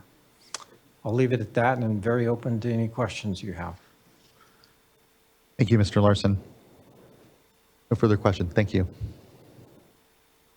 Oh, Sorry, yes, there I'll is. just. I misspoke. No, Board I member. was slow to the mic, but I really just wanted to say thank you. I know you've been a leader for a really long time. I had the privilege to serve with you on numerous efforts, and I just wanted to recognize the work that the area has already done in terms of building recharge basins around disadvantaged communities. You talked about the one in Okieville to help both with water quality and water supply, but I also heard just recently from folks at the city of Farmersville around the recharge project that helped with flood control in this last storms, as well as recharge and protected the city on multiple levels. And just, I think that's an example of the collaboration and leadership in the basin that has really benefited local communities, and appreciate that leadership. Really appreciate that, Ms. Firestone. And to that project, we call it our Peregrine project, up gradient of the city of Farmersville. It's now on its 3rd phase. The Coué Delta Conservation District just purchased another 70 acres of walnut that will be developed into the basin. So we're really excited about that. Thank you. Thank you, Mr. Larson. Thank you, board member. I believe our last commenter will be Jasmine Rivera.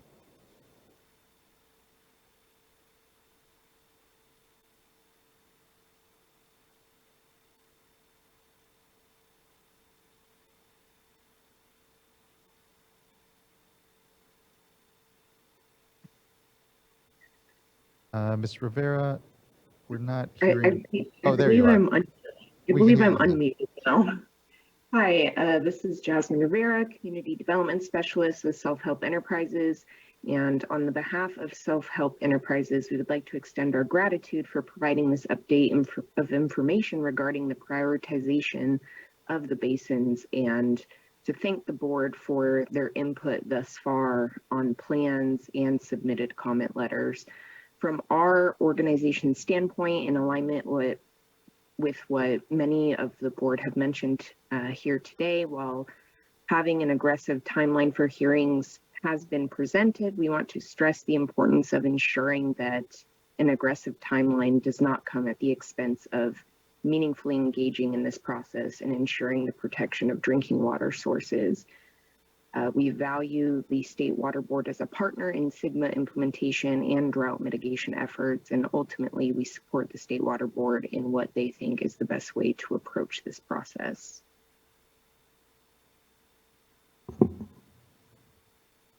Thank you so much. Board Member Firestone. Great, thank you. And I also thank your and Self-Help's leadership in the region. I'm wondering if there are already basins that Self-Help, I know it was mentioned in multiple basins already, but that Self-Help has agreements and direct coordination with already in place with any of the well mitigation efforts that are going on in these basins, or if that's being discussed more specifically with you all.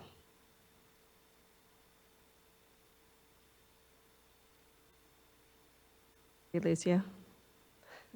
Sorry. Okay, well, follow up later on that. And maybe I'll just say on this topic for the different GSAs that are here is I know one of the areas of deficiency was just looking at private wells that are 20 years old or more recent. And that's something that I think we would certainly expect to be addressed and improved, including in the mitigation program. So looking forward to seeing how those are evolving. Thank you, Board Member. And I believe we may have provided an opportunity for Ms. Rivera to unmute, but she may not have, so thank you. Okay, I think we may have one more commenter, Chase Hurley.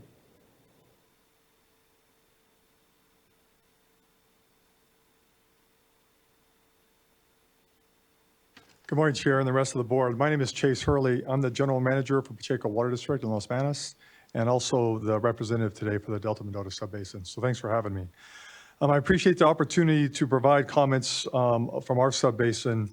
We've already taken an aggressive approach to move forward with our plan to resolve the deficiencies as described in the March 2023 letter from DWR. I will say that the landowners, the farmers, the local communities, and others in our subbasin will rely on, they all rely on the groundwater basin. They've taken to heart the latest deficiency letter. They've taken a really deep breath, and we as a group understand that we're going to have to take a different approach to meet the objectives of SGMA. And so let me sort of review three things of what we're doing sort of to change our focus. One is we're going to consolidate all of our 6 GSPs into a single GSP. Remember, that's also in coordination with 23 GSAs within our subbasin. So we all got in the room and have a lot different approach than what we did a few years ago. We're currently working with experts to develop the transitional concepts to get us to that single GSP, and in that we've already done a lot of technical analysis. And we do have an RFP out on the street now to hire a firm to help us develop the new revised GSP, and that firm should be under contract here very soon. The other thing we've done is we've drafted a memorandum of agreement. It was circulated, the latest version, on June 5th to all the GSAs within our subbasin. Along with that MOA, we had a workshop where all 7 of our local communities were in the room, along with the local refuges and some industry folks, along with our farmers. So we had a very good turnout at that workshop. It was a packed house, focusing on the memorandum of agreement. And this is going to take the place of our coordination agreement. So now that we will be under one GSP, the MOA is going to lay out the guidelines. And really, it's modifying our approach so we can allow for consistency across this very long and diverse subbasin. Those MOA discussions have been very positive to date, and we have our focus of having a signatory by early fall. The technical work to date has been focused on revisions to the water quality and subsidence sustainable management criteria and the development of a new water budget using the Central Valley Hydrological Model number 2. So we're in full speed to go down that path. Our guiding principles have been modified for the redevelopment of our representative monitoring network. That work has been improved. The network has been improved and enhanced as we speak. So we're moving down that path. So I explained how we're going to get it done, and now what are we looking for to get that accomplished? We want to continue the good working relationship with DWR staff during this transition. They've been very good to work with.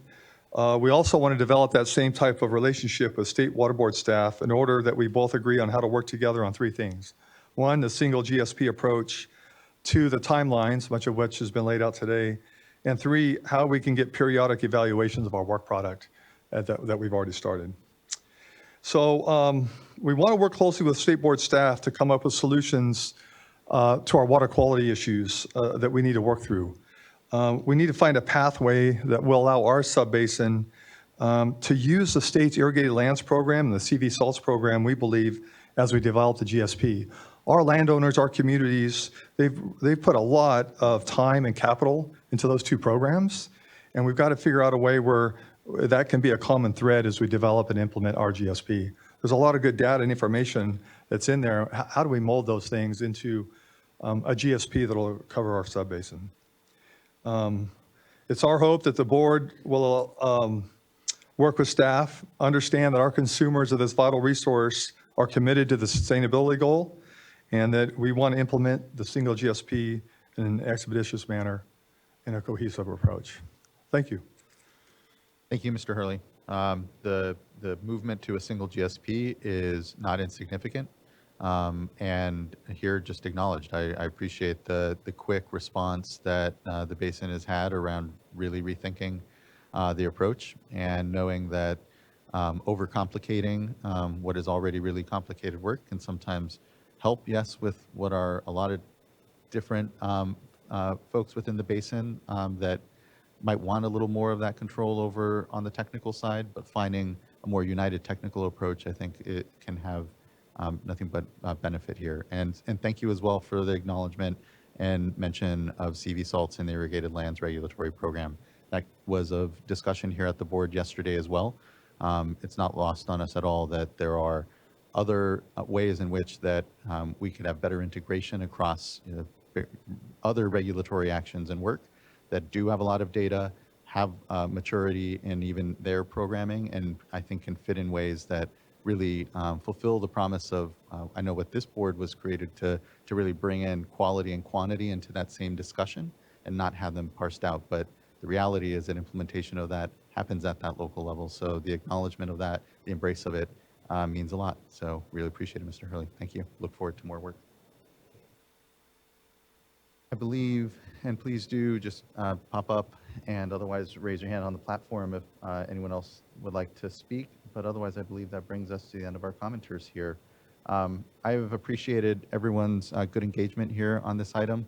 I'm still comfortable with having articulated the dates that we have here, still committing to them, but knowing I feel that it provides us still that space to continue to have the discussions we have. But what I hope it does is provide that certainty that I think folks are still looking for from us on around what the board's process will be, what are the expectations, and especially because, as we know, probation has such a long lead time to the actual hearing that waiting for a signal to even begin some of that process can push us out years potentially, and already a schedule that's a year and a half out in having that assessment and discussion on probation. So I appreciate, though, what is a lot of ongoing work and a lot more discussion that we're all going to be having in the basins as we here then consider what are very unique circumstances unto each of those basins as we engage And here, this informational item is our best attempt here to make sure that we're, again, providing and communicating with everyone very clearly around process, expectations, and I'm hoping we can continue this momentum that I feel here in the room with folks, that we can show success here, that California can continue to be a model, not just here nationally, but internationally when it comes to these challenges that we're facing, and know that we are in the midst of extremes. And so being able to even have authorized the 1.2 million acre feet worth of recharge this year through temporary permits with many of the same growers and communities that are here with us. Additionally, the executive order that has us, for the first time, even understanding this real nexus around the potential for flood fight and some recharge activities and starting to quantify it. So we have a lot of learning that we all collectively have done or doing here in the moment together.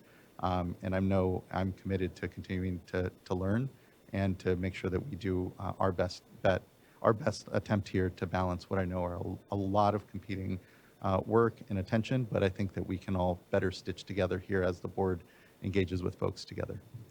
So just thank you. Looking to my fellow colleagues for any summary, further questions, thoughts. Board Member Firestone. Thanks. I just could not agree with you more on all of your comments. You know, I think as numerous folks said today, the basins that are in this position now with inadequate determinations really are the most challenging in the state in terms of local conditions. And I think it's really important that as we move forward as a board, we're recognizing that these are extreme challenges. This is not a penalty. This is very much a recognition and support for all the efforts that are going on in the basins, very much embracing SGMA and working to get to success. So I think that's going to be critical in our messaging to make sure that we are supporting and building on all the trust and work that's going on in the basins. You know, on the other hand, we do have a really important role here as part of SGMA to make sure that we're a backstop. I agree in terms of both the schedule and order laid out as, for now, what we're expecting with some real deadlines. And of course, throughout that process, there must be a lot of stakeholder engagement, and really look forward to hoping that we can avoid going into probation, and even more so going having to adopt an interim plan. But because of the timelines involved and the really severe impacts, I think we can't, you know, we have to be aggressive in starting the process.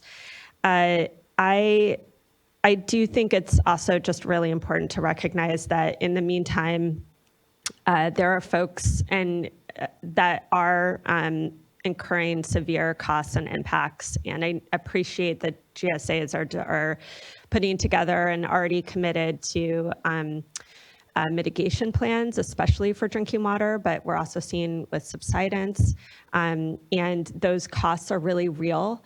And what this is an opportunity to do is not just create a new piece of paper, new agreements, but really get some common vision on what the goal is that we have to achieve in the basin and how to get there in terms of you know, not having those really severe undesirable results that are unfortunately the reality of the severe critical overdraft that we're in. So just want to reemphasize that I really appreciate all the participation. I am definitely committed to myself getting down to the local areas, as I know all the other board members are, and I really appreciate staff's effort to already be doing that and doing a lot more. Look forward to making sure that we are reinforcing messaging that's constructive, but also taking our role and responsibility seriously as we move forward. Thanks. Thank you, board member. Other colleagues with any further thought? Board member McGuire. Yeah, I just want to echo the other board members' comments as well. I've been really encouraged by all the input today and to hear all the good work and commitments that the basins have to update their plans, recognizing that I wholeheartedly agree with DWR's findings from earlier this year. If it was simple, we would have all the basins in California at sustainability right now, but it's not. It's a really complex, challenging conundrum to answer because it means real world impacts. Whether you're looking at demand management actions, it's going to impact agricultural land in some way, in some fashion here in every single basin. It's just unavoidable. It's already having impacts on communities, subsidence. I keep hearing about these issues. So I am cautiously optimistic, but at the same time, I think we cannot avoid utilizing it's the board's responsibility and duty to proceed with the probationary process as appropriate. So here, it's hard because we're trying to thread this needle and we're in a place where it's SGMA exists, the law is clear in terms of where the authorities lie, but we are in this gray area where it's a little unclear what that process looks like. And we're trying to figure that out right now. So my biggest concern is that we end up in a place where we end up in a circuitous loop of iterations. SGMA unto itself is an adaptive process. It's intended to adapt over the course of the implementation timeframe, and that's to be expected, that the plans will be updated as you get better data, more monitoring information, you learn and course correct as time goes on. So what I am concerned about happening is that process occurring here right now in this gray space that we're in. And so I think it's very important that we maintain the momentum and we maintain the process and integrity of that process going forward. So that's why I concur with the prioritization of the basins.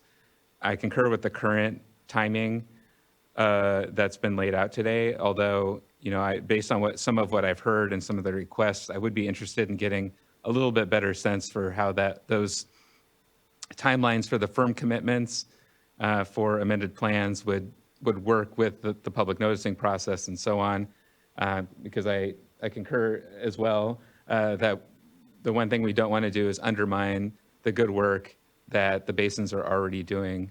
So it's continuity in SGMA broadly, it's continuity in terms of how the basins are operating and working with their growers and members in a really complicated space. So again, just thank you for the input today. I really appreciate it and look forward to working with you all as we move forward. You board member. Vice Chair. Yeah, I think those are really good points. I think we're in this place where we don't want to micromanage, but also just from a just high-level perspective, looking at, as we said, want to make sure that the good work continues to go forward. I appreciate, Ms. Stork, how you indicated, you're not in a position to say thumbs up or thumbs down, but at least to raise flags. And so looking also for, I think one of the stakeholders said, they don't want to be in this position of bring another rock. So I think it's important for the basins to know you figure out how many rocks need to be brought based on good communication that you're having with our staff and based upon the good work that DWR did in, providing very specific information about deficiencies. So bring as many rocks as you have that you think need to be in a plan that will pass. But then in terms of that coordination, looking for, communication that we all can be made aware of. So as you have those meetings with the basins, like I was in a meeting with you, and I think I mentioned it under board member reports, meeting in Chowchilla. And I thought that that was a very constructive discussion. And there was a plan for when you would be reviewing the updated plan. So everybody was fully aware. And so I think keeping the basins updated on those opportunities, but also filling us in as well. Thank you. Thank you, Vice Chair. Board Member Morgan. And just want to, just to say thank you, and I agree with the comments that have been made. Also, just, happy to get out and learn more about the work that is, occurring, as we move through this process. I'm still, just in support of continuing to move forward. Just agree with the Vice Chair and just, really continuing for the GSA to continue to work on DWR's comments that have been made, and to work with our staff and to continue to address the deficiencies that have been identified. And so again, just happy to get out to learn more about the good work that is being done. And I am in support of continuing to move forward on the proposed timeline. Thank you, Board Member. And thank you all, Board Members, for the good comments and everyone for the good participation. I think the only other thing that came to mind and important to note that probation isn't the start of any forced action from the board, if you will. It's still a full year after that an interim plan is developed here at the board. So we have to remember that probation is the start of a process within Sigma ultimately, and the full completion is an interim plan and then resolve of that. And again, we're here to be communicative and understanding where folks are in a local and more focused process that isn't the board's processes under Sigma. So it's going to be that balance because we know that work will be going concurrently. But I think it's important to remember that a probation hearing and then a determination from the board, if a basin is then brought into probation at that moment, it's still a full year before any interim plan can be developed or implemented therefrom. So that moment is still years out where the board is, kind of a firm hand is coming down, if you will, on expectations and plans. So I think it's important to remember that as well. The other thing that came to mind I think would be important is to set up a regular informational item.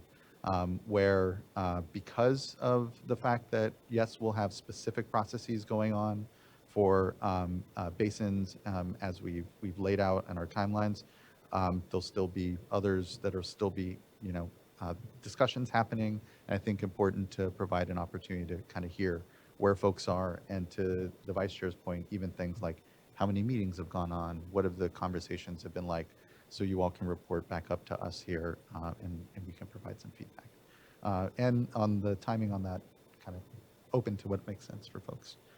But I know there's a lot of work that's going to be going on in the next year and a half.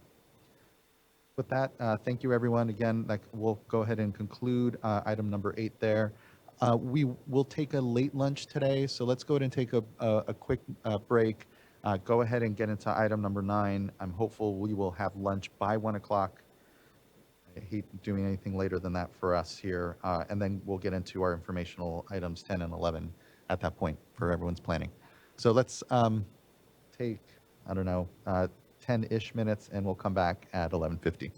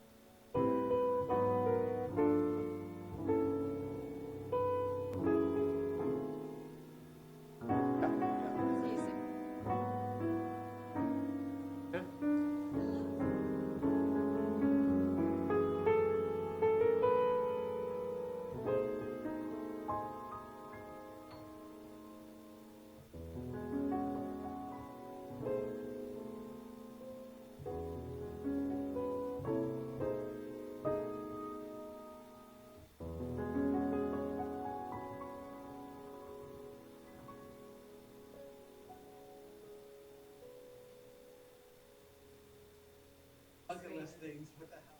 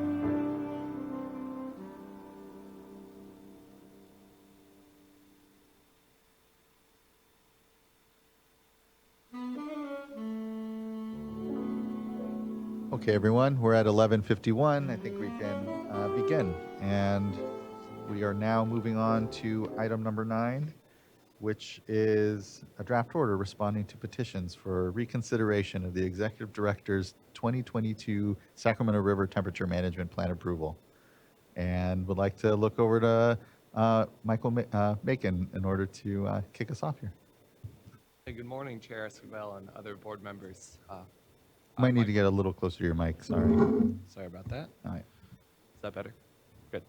My name is Michael Macon. I'm an environmental scientist in the Division of Water Rights in the Bay Delta Sacramento unit. Joining me today is Diane Riddle with the Division of Water Rights and Dana Heinrich with the Office of Chief Counsel. Matt Holland is also online, joining us virtually, and he's from the Division of Water Rights. And we can kind of just dive right in. Next slide, please. So this slide provides an outline for our presentation today. First, I will provide an overview on Water Right Order 90-5 and kind of the water temperature requirements associated with that.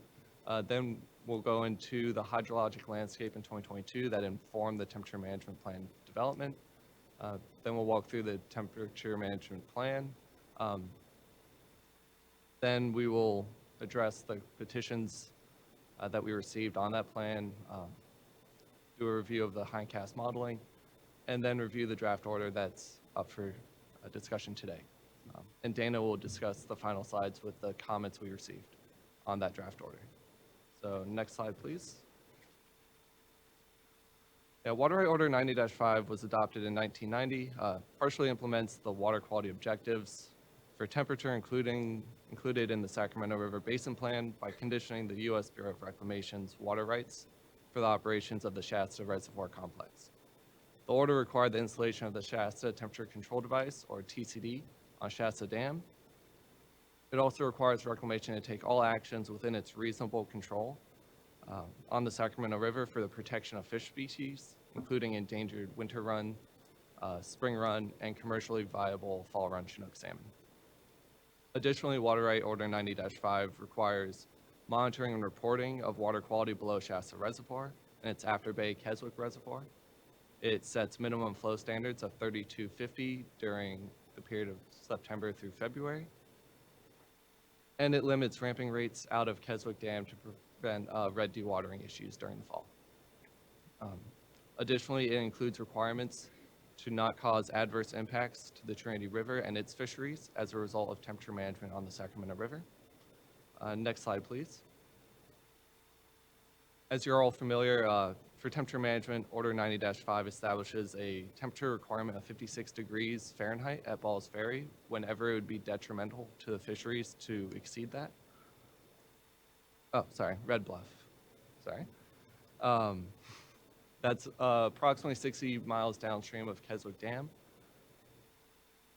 Order 90-5 is designed to be flexible. That allows for temperature compliance points to be moved upstream when there are factors beyond Reclamation's control to meet 56 degrees at Red Bluff. In order to move the compliance location further upstream, Reclamation has to submit a temperature management plan that identifies an alternative compliance location and a management strategy for meeting that 56-degree requirement further upstream. The State Board then has 10 days to object to that temperature management plan. A TMP is submitted yearly, nearly all years. The map on the right here identifies Keswick Dam and Red Bluff Diversion Dam downstream. It also identifies 2 compliance locations that have been used in the past. Clear Creek is a compliance location identified in the 2019 NIMS BIOP, and Balls Ferry is the next gauging station downstream, has been used as a compliance location in the past, particularly before the 2019 BIOPs. The next slide, please. So before we get into the temperature management plan, I really wanted to review the hydrologic landscape that we were looking at in May of 2022. We were experiencing the 3rd year of the driest 3 years on record. Shasta Reservoir storage was historically low. If you look at the figure on your right, that's a historical chart of all the Shasta storages. If you look at May 1st, that lowest line, that was 2022. We were sitting at right around 1.8 million acre feet. And we did not have a large snowpack to bolster that going into the management season. The snowpack was at a low of 28% of historic average at that time of year. So we didn't expect a lot of inflows to come in through the fall or the summer to kind of help support temperature management. Next slide, please. So in March of 2022, Reclamation, in consultation with the state and federal fish agencies, the Department of Water Resources, the California EPA, and the State Water Board, and in coordination with the Sacramento River settlement contractors, developed a strategy for operations on the Sacramento River to ensure the continued support of beneficial uses, including water for cities and rural communities, fish and wildlife, and agriculture, in response to the historically low storage at Shasta. Based on the hydrologic forecasting and available storage at that time of year, three summer release schedules below Keswick were evaluated, including releases of 4,000, 4,500, and 5,000 CFS. These releases are all well below the historic low of 7,250 that was experienced in 2015 during the previous drought. To inform planning and decisions, modeling for winter run Chinook salmon mortality was conducted by the National Marine Fisheries Service. These results identified expected temperature-dependent mortalities of 41% for the 4,000 scenario, 45% for the 4,500 scenario, and 58% for the 5,000 scenario. However, due to the fact that the release rates were just so well below the historic conditions and outside the ranges that the temperature models have been calibrated to, there is a high degree of uncertainty with these results, particularly with the low release of 4,000 CFS. Accordingly, a target for an average water release schedule of 4,500 CFS from Keswick Dam below Lake Shasta during the irrigation season was decided upon and agreed upon. This led to a projected end of September storage of about 1.0 million acre feet. Next slide, please.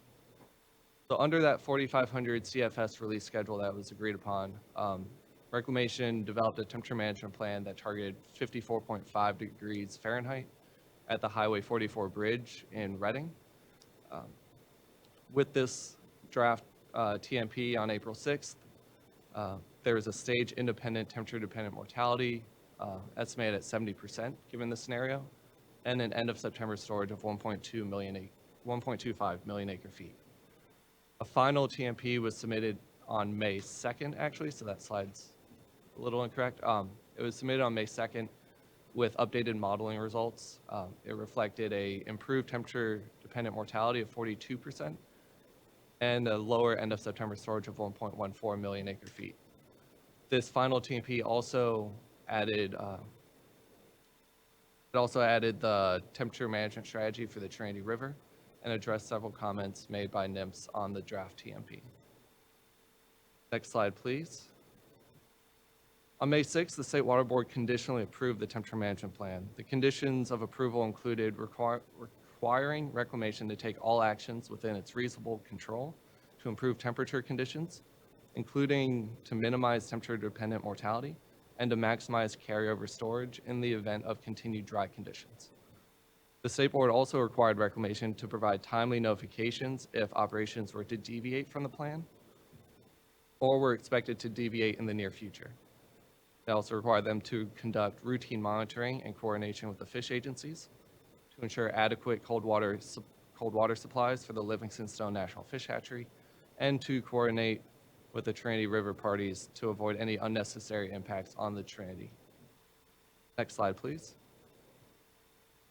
In response, the State Water Board received 2 petitions for reconsideration of the Executive Director's approval of the final TMP. The first petition was from the Natural Resources Defense Council, Save California Salmon, the California Sports Fishing Protection Alliance, the Bay Institute, Golden State Salmon, the Pacific Coast Federation of Fishermen Association, and the Institute for Fishery Resources. The NRDC petition contended that the TMP would cause unreasonable harm to the fishery due to Reclamation not taking all actions within its reasonable control, including reducing Shasta temperatures down to that 4,000 CFS scenario that was evaluated in March. The NRDC also contended that the TMP would adversely affect spawning conditions on the Trinity River and was an unlawful reduction in allocations to wildlife refuges that is prohibited by the Central Valley Improvement Act.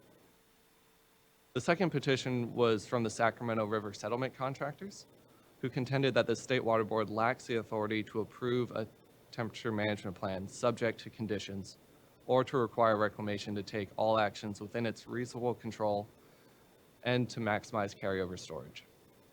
Next slide, please. Although it's not strictly relevant to the petitions for reconsideration today, which concern the validity of the executive director's approval of the TMP based on information available at the time, it's worth noting from a resource management perspective that observed conditions through the temperature management season were favorable or more favorable than what was modeled on May 2nd for the final TMP. Concast modeling indicates that observed temperature-dependent mortality of 18% compared to the 42% of the final TMP.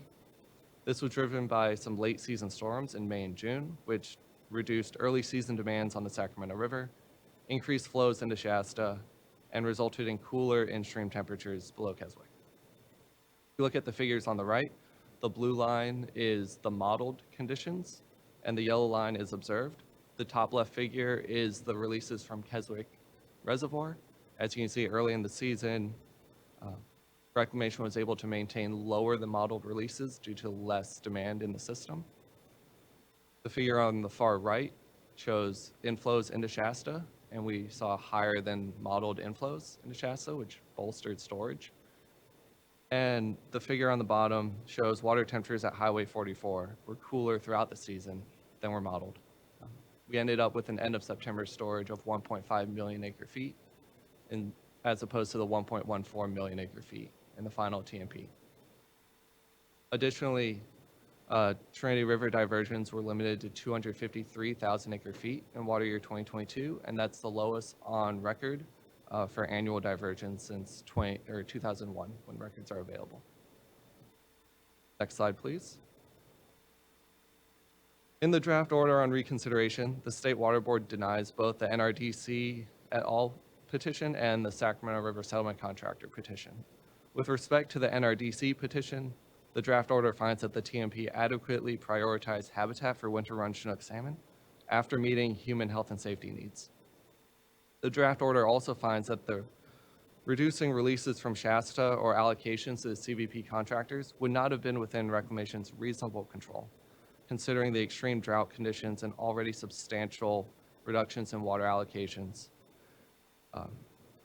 as well as the uncertainty in modeling for temperature control. Additionally, the draft order finds that the Trinity River imports were kept to a minimum to support temperature management on the Trinity River and did not violate Order 90-5 in that regard. Finally, the draft order finds that the approval of the TMP did not alleviate reclamation of its responsibilities to deliver water to the wildlife refuges as required under the CVPIA. Next slide, please. With respect to the Sacramento River Settlement Contractors petition, the draft order finds that the ability to approve a TMP with conditions is implicit in the executive director's authority to object to the TMP. Additionally, the draft order finds that when reclamation is unable to meet the 56-degree target at Red Bluff Diversion Dam due to uncontrollable factors, then reclamation must take all actions within its control to improve temperatures and not further degrade water quality. Furthermore, the draft order finds that the carryover storage is an appropriate factor to be considered when determining the reasonableness of the release schedule proposed by the TMP, because end of September storage may affect temperature management in subsequent years, especially when Shasta does not spill over the winter. I will now hand it over to Dana to cover the comment letter we received on the draft TMP, which largely addresses procedural and legal issues.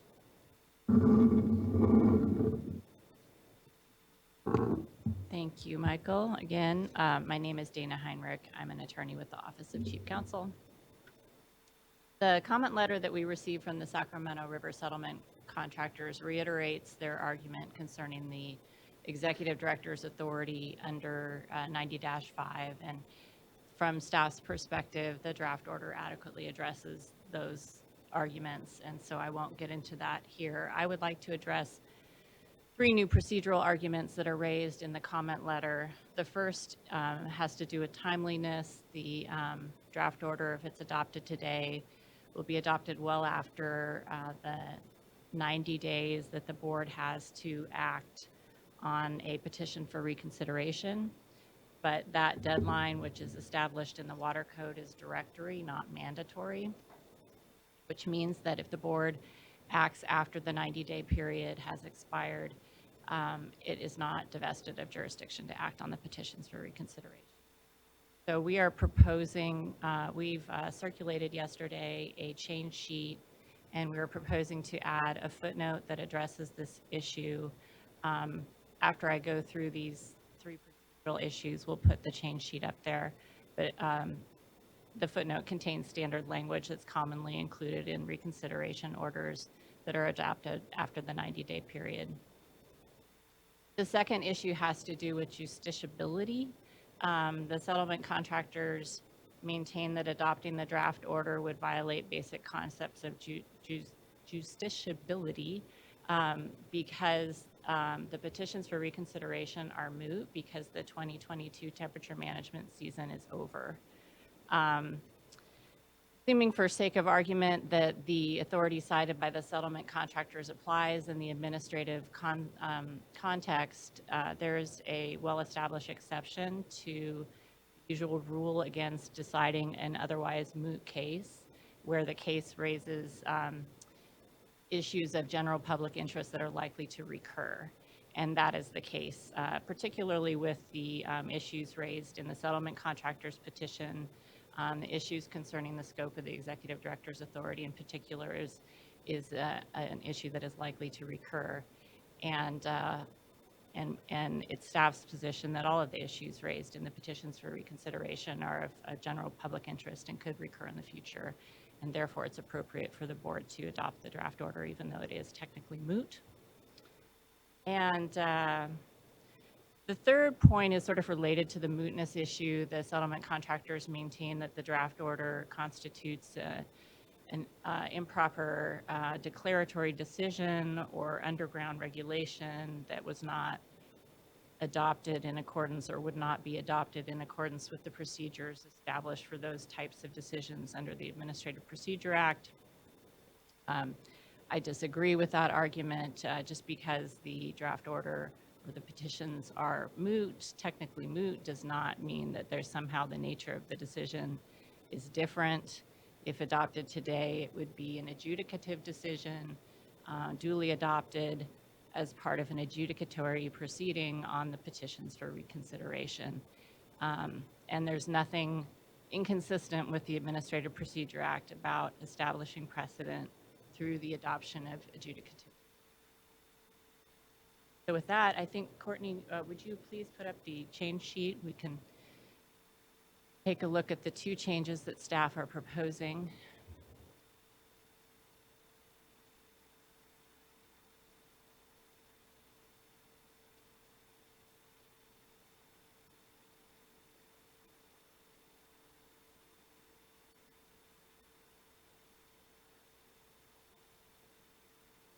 Thank you. So the first proposed change is at the end of section 2.9 of the draft order on page 19. After the very last citation there, we're proposing to add a new footnote that would read, the State Water Board is directed to order or deny reconsideration on a petition within 90 days from the date on which the decision or order was adopted. Citation to Water Code section 1122. If the board does not act within that 90-day period, a petitioner may seek judicial review, but the board is not divested of jurisdiction to act on the petition simply because the board did not complete its review on time. And then there's a citation to a previous State Water Board order, WR 2009-61, and to a case, State Compensation Insurance Fund versus Workers' Compensation Appeals Board. 248 Cal. 4th, 349. And then the second proposed change addresses the mootness issue. This would be an an edit to the sentence, the second sentence in the last paragraph of section 3, beginning on page 20. We're proposing to change the second sentence so that it would read, nonetheless, we address their contentions in this order because the issues raised in the petitions are of general public interest and they are likely to recur in the future, followed by a citation to the California's for Alternatives to Toxics versus Department of Pesticide Regulation case, 136 Cal App 4th, 1049. I should say, to clarify, there's another sentence that follows that in this paragraph. We're not proposing to delete that. And with that, I think that's all that I had. Michael and Diane and Matt and I are available to answer any questions.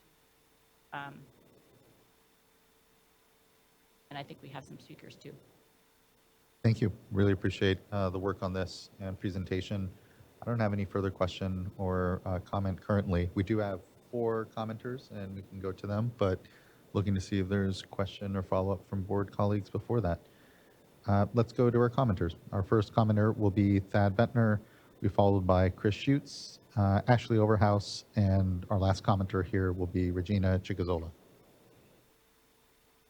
Good afternoon, Mr. Bentner. Good afternoon, Chair. Can you hear me okay? We can. Thank you. Thank you for the opportunity to comment today. This timing is perfect. Just finished up a meeting of our Sac River Science Partnership, which, is a group of us really committed to trying to better understand, particularly winter run on the Sacramento River, and, how we can look at science to really improve where the species is at. So again, welcome the board and staff's participation in that effort as well. First, I just want to thank you for providing the opportunity to publicly address the board regarding your draft order for the petition for reconsideration. And just for me, I'm just a manager of Glen Cluse Irrigation District, one of the settlement contractors. I'm not counsel, so I can't specifically speak to some of the legal issues that have been raised, but really just want to provide more of a practical response and consideration for the board to review. We acknowledge that the board staff have put considerable time and effort into responding to our petition, and we really appreciate that. However, we worked pretty hard last year on operations for 2022, which was a very tough year for us as contractors and our growers. We only received an 18% water supply.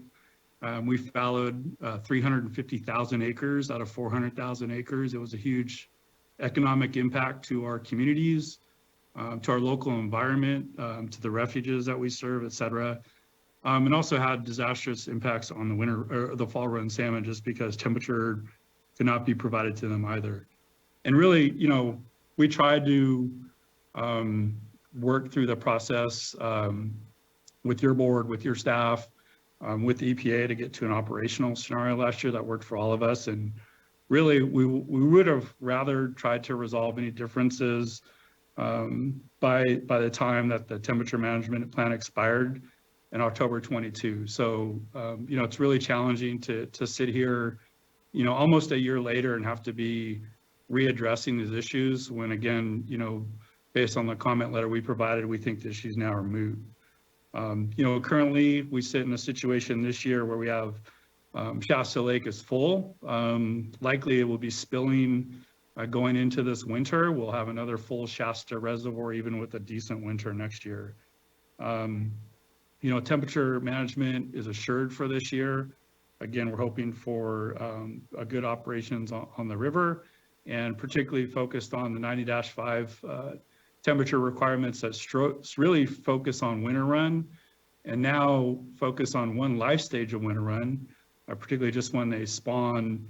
We're seeing just the other beneficial uses not addressed and having severe impacts. And so again, we're hoping that, as we go forward, as we look at 90-5, there's a lot more flexibility that we can see going forward. Again, we just see the draft order. It's completely unnecessary given the current conditions. And as I mentioned earlier, even your order says that the issues are moot at this time. So really not sure what we're trying to do here, other than continuing just to make 90-5 a challenging issue where really we want to try and find some constructive solutions. And to that end, I think we welcome an opportunity to collaborate with the board on 90-5. You know, we're looking at an order now that is 43 years old, or 33 years old, I'm sorry. You know, in that order, it was under a different Delta water rights order. It was under 1485, which had a different operational scenario in terms of how projects were operated, you know, and now with a lot more focus on protecting San Joaquin River fish and flows, we've seen that redirect impacts to the Sacramento River and its species in the river under 90-5. And, you know, focus on 90-5, reclamation's never been able to meet 56 degrees at Red Bluff, regardless of the year type. So again, we think being able to address changes to 90-5 that make it more applicable to current conditions and current operations is what we need to do. And, you know, right now, currently reclamation submits its temperature management plans year after year, and right now is complying with all other water rights. And right now, again, this is the process that we have is confusing at times. There's lots of inefficiencies in the planning process, and we just think it's, you know, working with you and your staff to update 90-5 is the direction we need to go. And so, again, we just think that for what's taking place today, it's moot. We don't feel a need that the board really needs to act on this report or this action. You know, so again, just from a practical standpoint and not from a legal standpoint, we just ask that the board not take action on the order today. And again, we set up a more constructive process to try and address some of the uncertainties and also make 90-5 a better process going forward. And just the other thing is again, just looking at some of the modeling, you know, was touched on about what we estimate temperature dependent mortality may be. You know, I just want to point out that there's really no linkage between temperature dependent mortality and survival of juveniles leaving the Sacramento River system. Again, we think that's one of the things that we want to address in our science partnership. And then just for context, the models will tell you this year that if there's zero temperature dependent mortality, and that's really the metric we're all focused on, which we think is not correct, it's not the right metric. This year we should see a 38% egg to fry survival.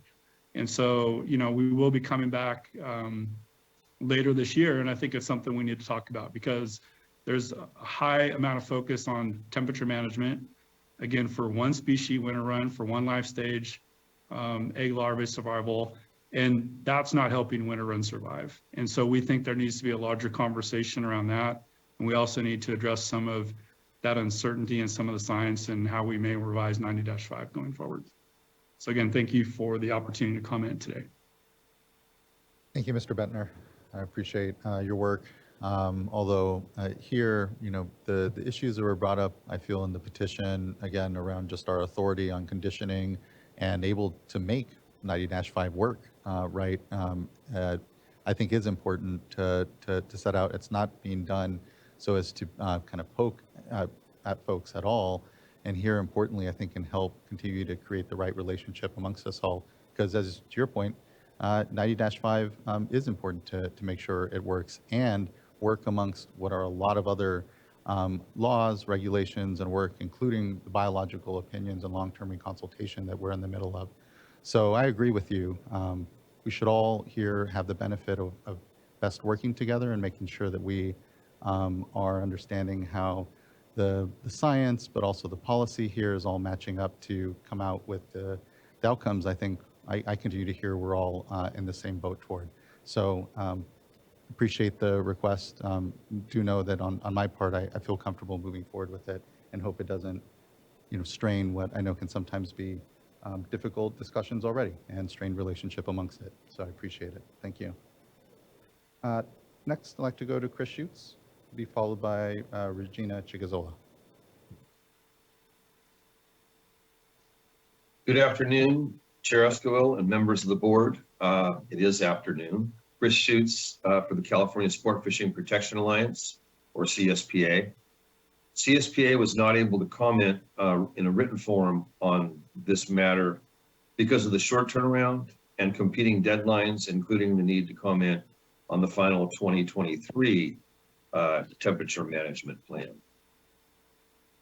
The board should not accept the draft order on reconsideration. The board should grant NRDC et al.'s petition for reconsideration of the 2022 Sacramento River Temperature Management Plan.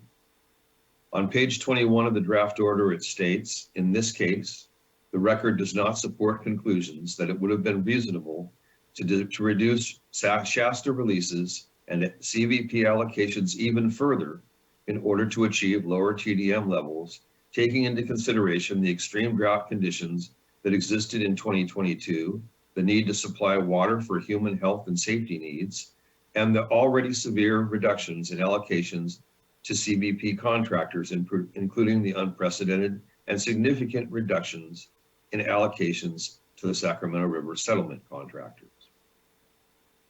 There is no explanation or evidentiary support for this statement. Let's unpack it. First, achieving lower TDM levels is one goal, but not the only goal of the temperature management plan. There are other reasons to consider reductions in Shasta releases and CVP allocations, such as the effects on fall run and spring run Chinook salmon and the effects on carryover storage. Second, the experienced 2022 temperature-dependent mortality, the expected temperature-dependent mortality was 36 to 54% for endangered winter run, which had experienced very high mortality in 2021.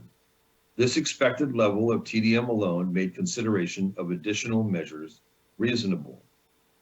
Third, the draft order provides no basis for the factors that the executive director took into consideration or how she made her decision. The mention of extreme drought conditions and health and safety needs simply doesn't address how further reductions would have been unreasonable. The real issue here is the quote, unprecedented and significant reduction in allocations to Sacramento River settlement contractors. And the draft order provides no explanation, evidence, or analysis for the decision that an allocation of 18% was the right number. The only reasonable explanation for what was reasonable according to the draft order is that what Reclamation proposed was reasonable and what Reclamation didn't propose was not reasonable.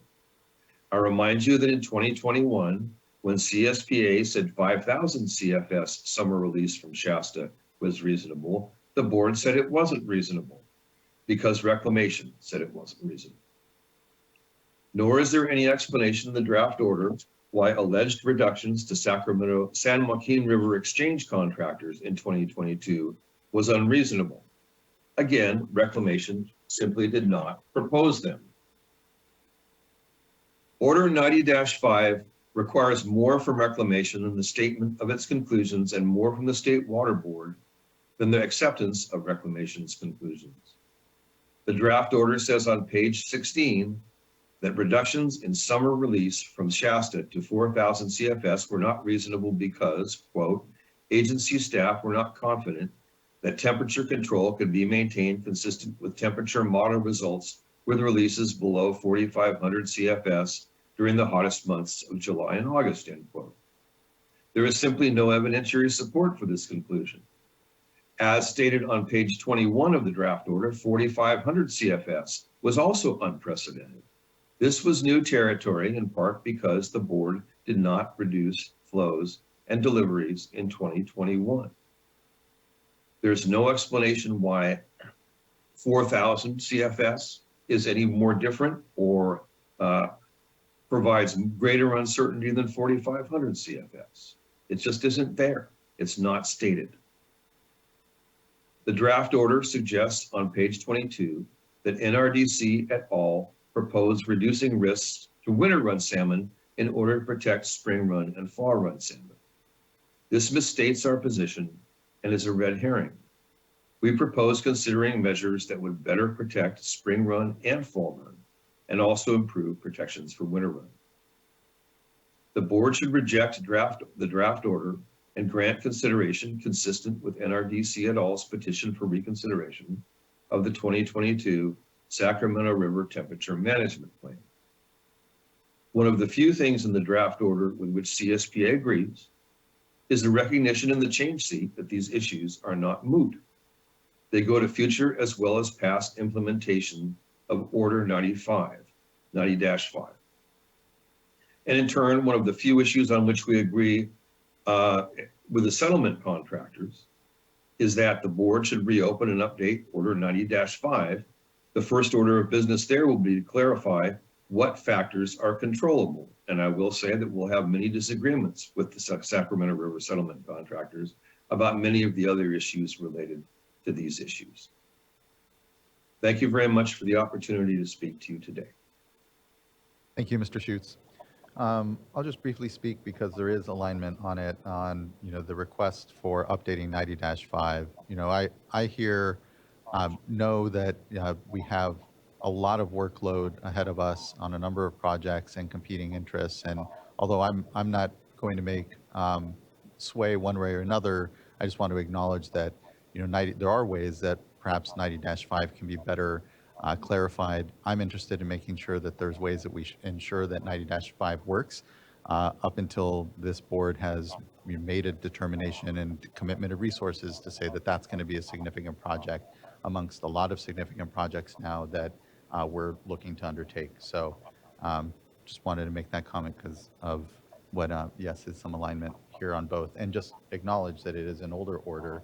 And but the water quality control plan update comes to mind, and other projects that are needing to be completed and that would compete for time in updating 90-5. And I think it's just important to think through the complete necessity and make sure that at least as these years continue prior to some update potentially of 90-5, that we're making sure things work. So, Mr. Schutz. Could I respond briefly to that, Chair Esquivel? Sure. I just point out that in 2014 and 2015, the board basically dropped everything in order to address, or almost everything in order to address the drought and conditions related to Order 90-5 and other related issues. And again, only a few years later in 2021 and 2022, we had the same situation. And it's when you're not in a crisis situation that you actually have the opportunity to calmly and rationally, at least as rationally as these things can be, discuss these issues and do it productively. And so I would encourage y'all to get this moving, because it not only is a priority issue in and of itself, but it tends to disrupt all the other priority issues that you just mentioned. Thank you. Thank you, Mr. Schutz. Next, I'd like to call up Regina Chigazola, and I believe that may be our last commenter.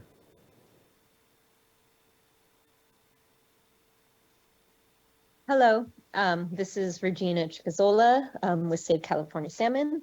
I do have poison oak on my face, so I apologize if I look kind of crazy today. Springtime in the Klamath River area can be kind of intense for that.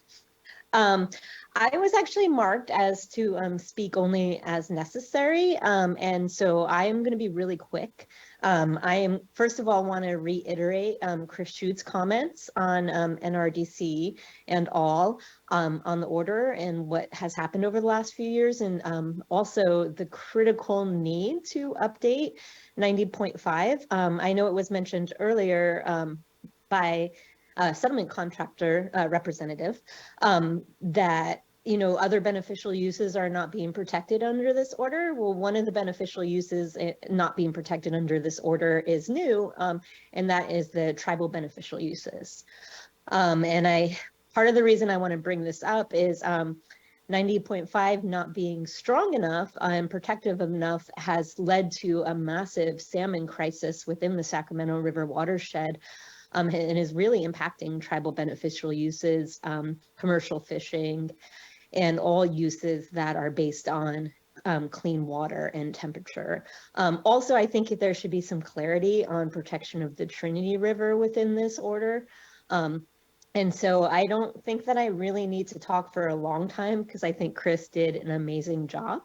I just wanted to reiterate his points and also bring up, if you do move forward with updating 90.5, to please consider tribal beneficial uses in the commercial fishery within that. So that's all I'm going to say, because I only needed to speak if necessary. I didn't realize Chris was going to be here, and he did an excellent job. Thank you. Thank you, Ms. Gigazola. Appreciate the plus up and comments nonetheless and engagement on the work. Thank you. That brings us to the end of our commenters and looking to fellow board colleagues if there's question, discussion, comment further, or a motion.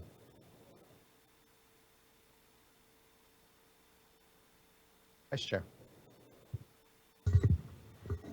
Well, I'll just say that I struggled with this and did spend some time with staff, read the comment letters and read through the order, and I'm not excited about this, but I think that, staff was thoughtful about it and put together a response that is acceptable. And so I just want to use this as an opportunity to say a few things. First of all, the length of time concerns me, but I absolutely recognize that the team that worked on this order is trying to juggle a lot of things. But Chris Schutz, made a very good point. The time to be dealing with these issues actually is, not during the crisis, but in between the crises. And so this isn't really, the ideal forum to talk about ways that we could move forward with either an updated plan or looking at better management within the context of 90-5. I know there's the Sacramento River Temperature Task Force group and the meetings that they have. Then there's, the group, the science partnership that Thad Bentner was talking about. So I would welcome an opportunity for an updated briefing on things that we could do in the meantime between now and the time that 90-5 is updated. And maybe it's just updating us on these other collaborative efforts that exist and the updated work on the task force. Because I recall being much more focused, but of course it's during a crisis. And that's when we have, very limited tools. So anxious to hear staff's thoughts on this. Welcome, stakeholder input as well. Always looking for opportunities for us to improve, which I think, that's what we've tried to do with the ongoing drought actions. But again, focusing on the in-between opportunities where we aren't so rushed. And with that, I'll make a motion for adoption of the order with the change sheet. Thank you, Vice Chair. I don't know if Ms. Riddle, you wanted to respond to anything that the Vice Chair said. Yeah, I can say that there are efforts underway to look at temperature management on the Sacramento River in the context of the biological opinions and the reconsultation process that is taking place there. We are coordinating with that process, and we're, it's still early in the process to say where that is going, but that may be something that we can tee off of for our efforts with Order 90-5. It is a different order. It does have a different standard. We are certainly trying to be cognizant of the fact that the science has evolved since the order was adopted, including considering the fact that the temperature target is really 53.5, that is most relevant to protection of winter run from temperature-related impacts. And we do incorporate those considerations into our recommendations for conditional approval of the temperature management plan every year, as well as consideration of fall run and spring run Chinook salmon, which are certainly definitely part of Order 90-5. Order 90-5 actually is not specific to winter run Chinook salmon. It identifies protection of the fishery, which is broad. It includes all of the salmonid runs, so that is definitely part of our consideration process. In times when there's limited water supplies, there are considerations given for endangered species and balancing that occurs, and that balancing is challenging. But we do definitely take those issues into consideration, and we'll continue to do so and think of ways in the intervening time period between having a better long-term plan for temperature management, what we can do to make sure that we're providing for the reasonable protection of fish and wildlife and being timely in responses when concerns are raised. We understand that. In most cases, though, for Sacramento River temperature management, it's a small window upon which we're making the decision. It's a 10-day window that we have after we get the final temperature management plan, and then the temperature season itself is also not tremendously long. So that it does really speak to the need to resolve these issues in a longer term planning process. I think we agree with that. And in the short term, we'll do our best to be as responsive as we can. In the past, we've held workshops and done other things to solicit public input and get that input into the process, short of having the official order on reconsideration. And in this case, we did definitely read the letters. We considered them in our conditional approval, and we considered them when determining whether the conditional approval should be modified. The conditional approvals always include the authority for the executive director to modify her approval. And so while we may not have responded officially to all of those petitions in real time,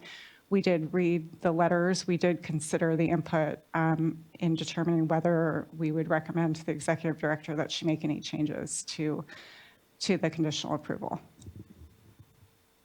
Thank you for that, Ms. Riddle, and thank you, Vice Chair. I'll second. Thank you, Board Member. Ms. Tyler, can you please call a roll call vote? Vice Chair Diadamo. Aye. Board Member McGuire. Aye. Board Member Firestone. Aye. Board Member Morgan. Aye. Chair Esquivel. Aye. Thank you. Thank you as well. The vote carries, and the order is adopted. Thank you, everyone, and appreciate the good work on this. I know even with a wet year here, temperature, and this is the time to be working on temperature, and so I know we'll have a lot of opportunity to continue to discuss this here in the near future. So thanks, everyone, for the good work. Let's now take a lunch. We can go ahead and, oh gosh, it'll be a little less than 45 minutes if, let's just go and say we'll come back at 1:35. That sounds good to me. Yeah. Well, it'd be almost an hour, so let's just do 1:30. Okay, let's do that. Okay, 1:30. We'll be back, everyone. I hope you have a good meal, refreshed and ready to come in and talk to the Delta Water Master and the update. So we'll see you here at 1:30.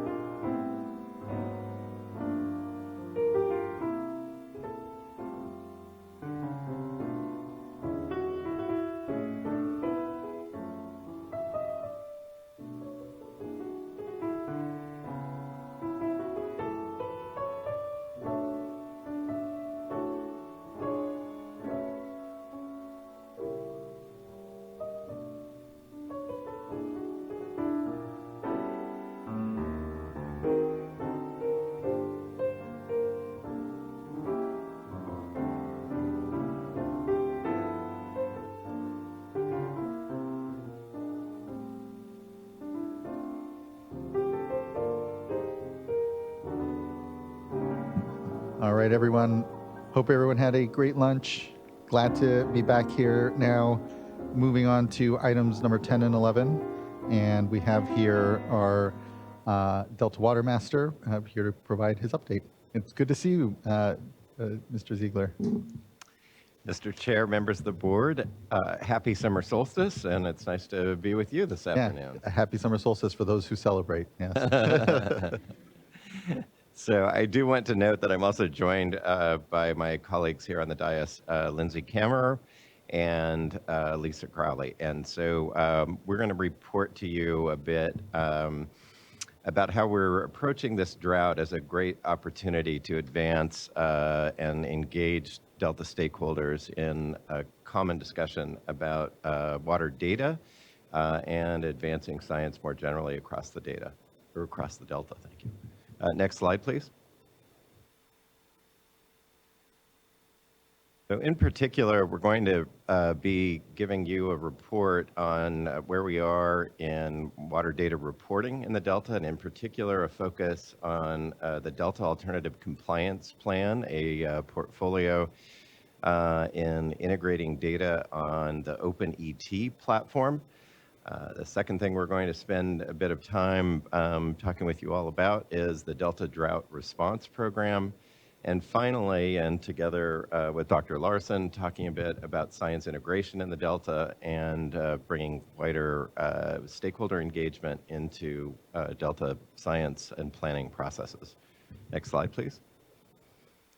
This slide is particularly interesting and I think is a great framing of the importance of integrating data in the Delta Alternative Compliance Plan program. And I do want to take a moment to give credit to my predecessor, Michael George, in the time and effort he spent over years in bringing about a better socialization of science metrics in the Delta and gaining participation in water data reporting. And what you can see here is prior to the adoption of Senate Bill 88 in 2015, the Delta was really a laggard. And in fact, we have now gone from worst to first in thinking about sophisticated water data reporting in the state. And really this serves as an important model and a module underscoring the importance of the board's efforts in updating the RIMS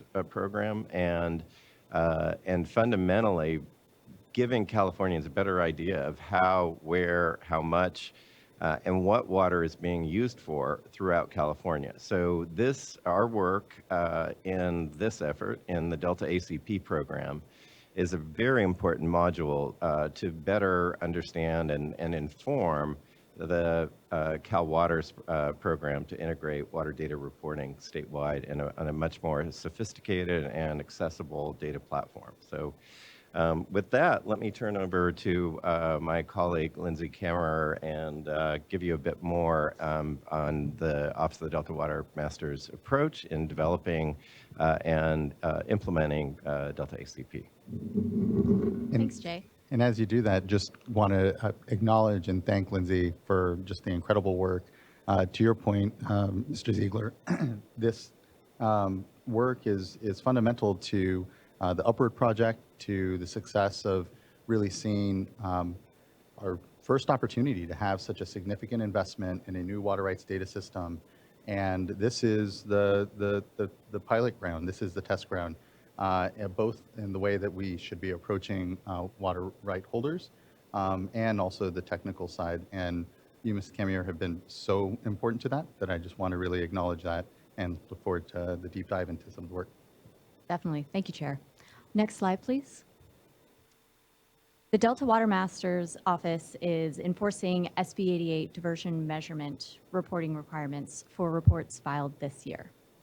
There are 3 methods to comply with SB 88 requirements in the legal Delta. First, users can be in strict compliance by installing metered devices.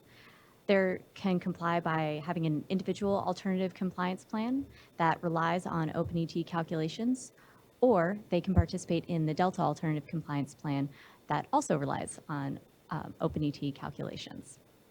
OpenET was selected as the most reliable, open, and transparent way to measure consumptive use as a part of alternative compliance. The consortium group continues to meet and track progress of the Delta ACP implementation and also continues scientific experiments about diversions in the legal delta. Next slide, please. Membership of the consortium includes varied in-delta interests, including state and federal agencies, water districts, water wholesalers, and environmental nonprofits. The consortium has met quarterly for years, exhaustively testing devices, methods of data recording and retrieving, tracking costs, recording challenges, and brainstorming solutions. After years of testing, the group could not determine a way to strictly comply with SB 88 measurement requirements, and the Delta Water Master found that alternative compliance was needed for most diverters in the legal delta. The consortium decided to pursue alternative compliance using OpenET as the measurement method in fall of 2019. OpenET uses best available science to provide easily accessible satellite-based estimates of evapotranspiration, or ET, to improve water management across Western United States. The consortium continues to meet quarterly to evaluate OpenET and how it relates to direct diversion measurement, tailwater monitoring, net delta depletion, groundwater surface water interactions, and tidal influences. Next slide, please. A major accomplishment of the Delta ACP is having digitized POUs, or places of use, a first for California. These digitized POUs help us understand what water is being used where. This gives us confidence that human-managed diversions are being accounted for because we can visually confirm that all places of use are being accounted for. Creating these POUs was a huge effort, and we will take lessons learned from this process to inform the data modernization currently underway in the Division of Water Rights. Next slide, please. The final filing date for statements in the legal delta was extended to June 15th. The timeline was extended due to the complexity of creating the POU shape files, the technical complexity of creating the Delta ACP website, and the recent unavailability of the Water Board's report management system website. We're pleased to report that as of last week, before the deadline, we had about half of statement holders in the legal delta reporting using the Delta ACP. Next slide, please. This is a visual representation of the table on the last slide. So this can be another way to kind of look at it and help you visualize what's going on. There are about 18% of diverters who have yet to file annual statements, again, as of last week, but have a shapefile with the Delta ACP. So we're expecting this year to have about 70% of reporters using this platform. This will help us as regulators have confidence in the numbers being reported, as well as helping us make informed decisions. Next slide, please. Overall, we're pleased with the participation of the Delta ACP in this inaugural year. Our office is continuing to do extensive outreach to legal Delta diverters and confirm that they're in compliance with SB 88 regulations, and if they're not, to help inform them about how they can be in compliance. And we're also continuing to work closely with the consortium stakeholder group to continuously improve the Delta ACP and our scientific investigations. I will now pass it back to Jay. Thank you. So, as I noted, this was not an overnight success. This has been years in the making, and I am indebted to my predecessor for bringing all parties to the table in a very active listening process in bringing both the technology and the levels of participation to rather extraordinary levels for a new data reporting platform. So I also want to acknowledge Forrest Melton and Will Carrera of NASA and CSU Monterey Bay and OpenET. Additionally, EDF, Robin Grimm, Garsha Ahmadi Abraham, a team from Desert Research Institute, and then fundamentally participants in the Delta. Brett Baker, Dante Namalini Jr., John Herrick, Dean Ruiz of the Central and South Delta Water Agencies, provided extraordinary financial leadership and support to create and engage Delta stakeholders, building the website, digitizing place of use shape files, communicating with diverters, navigating the administrative process of creating an alternative compliance plan with the Office of the Delta Water Master, and building and integrating fully APIs, OpenET into the board's RMS reporting system. So finally, the Water Data Consortium, Water Board staff, including Sanjit Singh, Kiran Kesaridi, Alex Talpasanu, Evan Levy, Tanu Malhotra, Joran Kreis, and others within the Division of Water Rights and Information Technology worked tirelessly in this effort.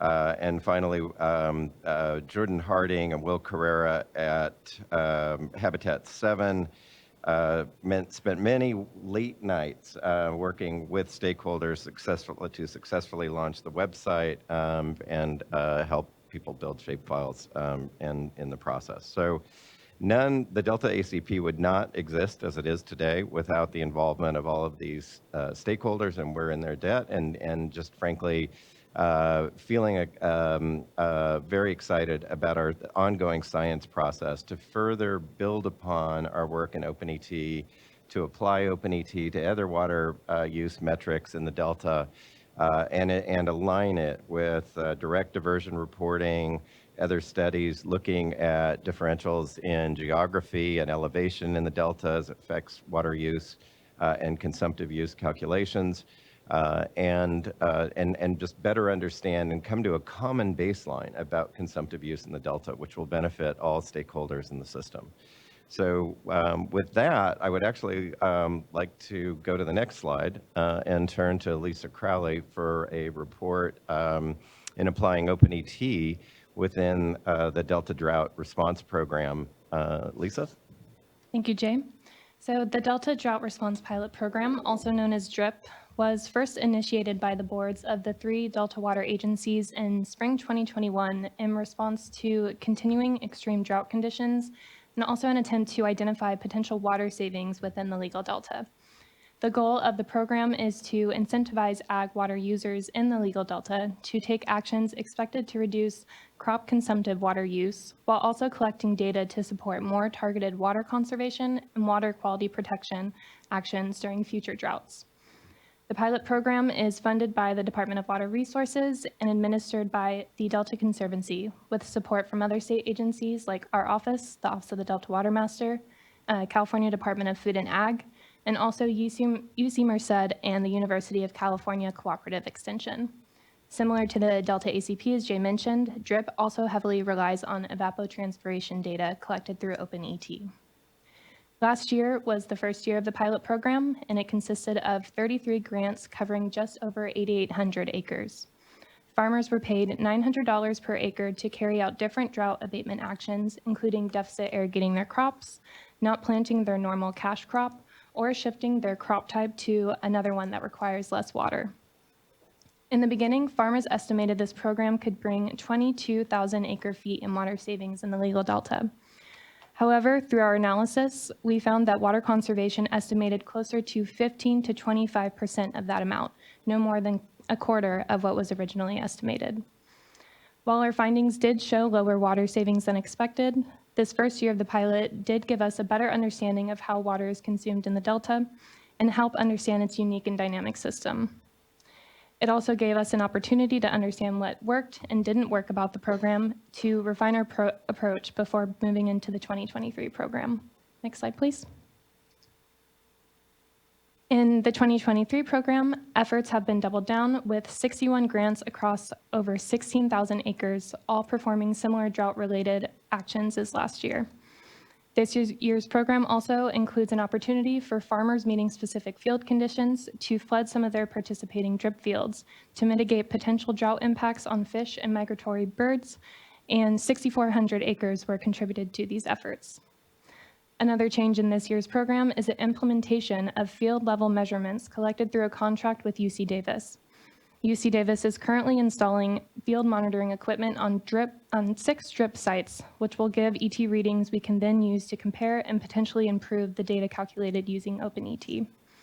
So with that, we're looking forward to another year of results, and we're also hopeful to gain insight into crop water consumption, going from last year's extremely dry year and moving into this year's extremely wet year.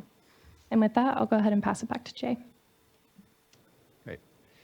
So as you can see, Mr. Chair, members of the board, we've really been dedicating our time and attention to advancing science engagement across multiple platforms in the Delta, across in a pretty active stakeholder engagement with all water users above, in, below the Delta. And our efforts really, again, are aimed at gaining a much more common understanding so that we're all speaking from or engaging around one data rather than multiple sets of data, which is too often happen in characterizing water disputes in and around the Delta. So very pleased and again, thankful for the efforts of my predecessor, Michael George, in advancing these science dialogues, and I think we are committed to moving these forward in this extraordinarily wet year. We've also begun a cross-agency engagement in thinking about where are there multi-benefit projects across the Delta that work for flood, for water quality, for habitat values, for recreation, for human health and safety concerns with regard to harmful algal blooms. And so we're looking at how we've begun an informal multi-agency process to deliberate about where are the low-hanging fruit, where are those projects that really do represent potential for near-term Delta investments that make sense and that can serve as a place where all water stakeholders can come together and actually agree that they support these investments and which could potentially be funded in a climate, water, and resilience bond for the 2024 ballot that is under current discussion in the legislature and with the administration. So could we go to the next slide, please? And so I want to again thank you, Chair, members of this board for your engagement in the Delta. Thank you for coming out, looking at some potential projects and some works in progress across the Delta, deepening the dialogue with Delta water agencies and stakeholders. And I look forward to more of that in the months ahead.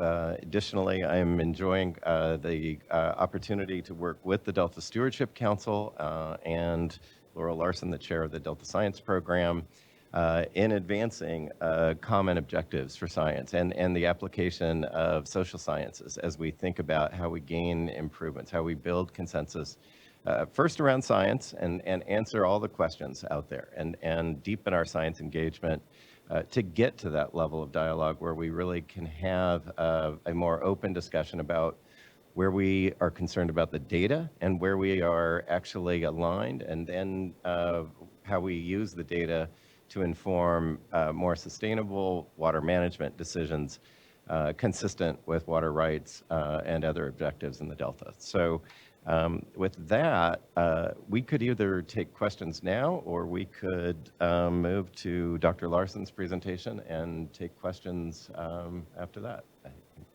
I do just want to just follow up and again express my great thanks. When I think of this work, the alternative compliance plan, the work with OpenET, the years that that alone, that tool, that ensemble of models has taken to come to fruition, it's exciting. This is all, I feel, a very quiet success, especially when you consider here that we already have 70% of the folks in the Delta that are participating in a first year. And to your point, it's been because of a lot of groundwork that's been laid out there, and because it's a real kind of nexus of a number of moments that we all have the opportunity to take advantage of. These last years have yet again shown us how critical it's going to be to have tools that wed us to the same reality, and hopefully here help support decision-making that has to happen in a way that we all see the same thing. And just appreciate that, again, OpenET has been a model of that. It hasn't just, by any means been something developed here in California. It's a real West-wide project with others like, I know, Environmental Defense Fund and others that have played a real leadership role in helping bring growers together around the project as well. That's really important here because the trust, as you all well know, is so foundational to be able to really get folks to see it as a tool that benefits themselves, and then the added benefit of being able to bring us better together into a system of decision-making and information ultimately that brings us into the century, that is lower cost, that is satellite-based, and that can be the basis for, I know, continued good work. As you said, it's not just in the Delta that this can be a tool, but I think similarly, you need this sort of ground truthing that's going on with the pilot project, and that's where I just really appreciate the resources and the participation in that too, because hopefully folks see that as the ground truthing and the ability to say, yes, it works in my watershed, yes, it works in my particular growing conditions, or it needs certain tweaking. And here already have the benefit of an ensemble of models though to make that work off of. So just thanks, I really do, am excited by it and for it, and so look forward to seeing it continue to grow under everyone's leadership here. So thank you. Board members, anything else before we hear Dr. Larson? And we can pivot to Dr. Larson's presentation and have further discussion. Thank you. Thank you. So it feels like it hasn't been that long since I've seen you all. I think this is a smaller interval than usual for my quarterly report. And if we could get the slides up, that would be great.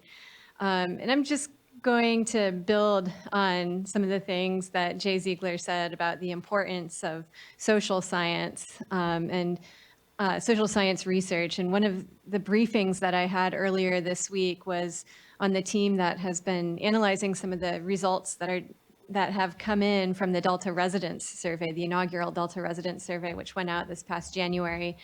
And I'm not at liberty to talk about those results yet because they're still quite raw, but it was very clear to me just to see how this sort of information can be incredibly powerful in helping us tailor our messages and communicate to different communities within the Delta and understand who and what they trust for scientific information.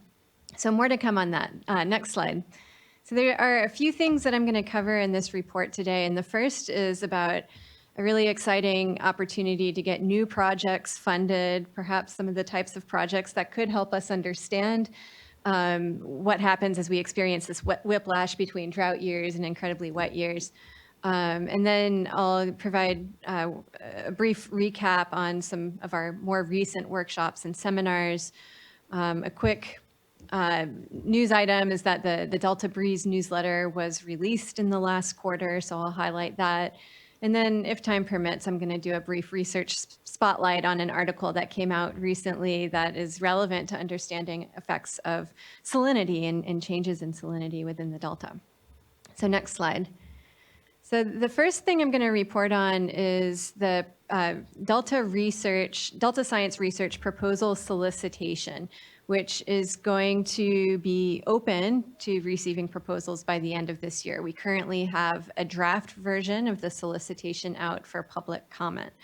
So I'm just going to give you a few highlights of what's new this time around. As background, one of the core functions of the Delta Science Program is to fund scientific research that is needed to support management decisions within the Delta. And we have aimed to release these solicitations approximately every 2 years. So our last one was the 2021 proposal solicitation. What's new about this solicitation is that all projects need to be responsive to the most recent science action agenda. It's only new in the sense that it is the most recent science action agenda since we've always solicited research that's responsive to the SAA.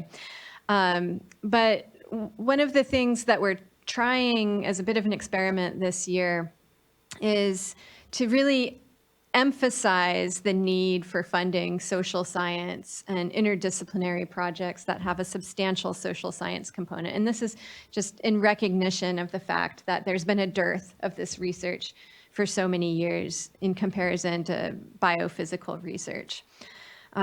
So projects with a substantial social science component will be eligible for additional points within the review process, but that doesn't exclude projects that don't have social science components either. Projects are also required to submit a letter of interest from a Delta community partner, resource manager, or decision maker. And we're doing this as a way to help better align the research that we fund with management needs. So we're looking for actionable science that's useful to or has connections with the needs of agencies, decision makers more broadly, and Delta communities. And this builds on the Council's recent efforts to make science more relevant to the needs of decision makers, such as the Science for Communities event that we held in 2022, where we tried to match up scientists with communities that had science needs. It's also aligned with the Delta Adapts initiative and our ongoing environmental justice work. So next slide. Here's just a brief timeline of what we're looking at for the Delta research solicitation. So the draft solicitation has been released. It's available on the Council's website. And if you are interested in submitting public comments on any aspects of that, please do so in the near future.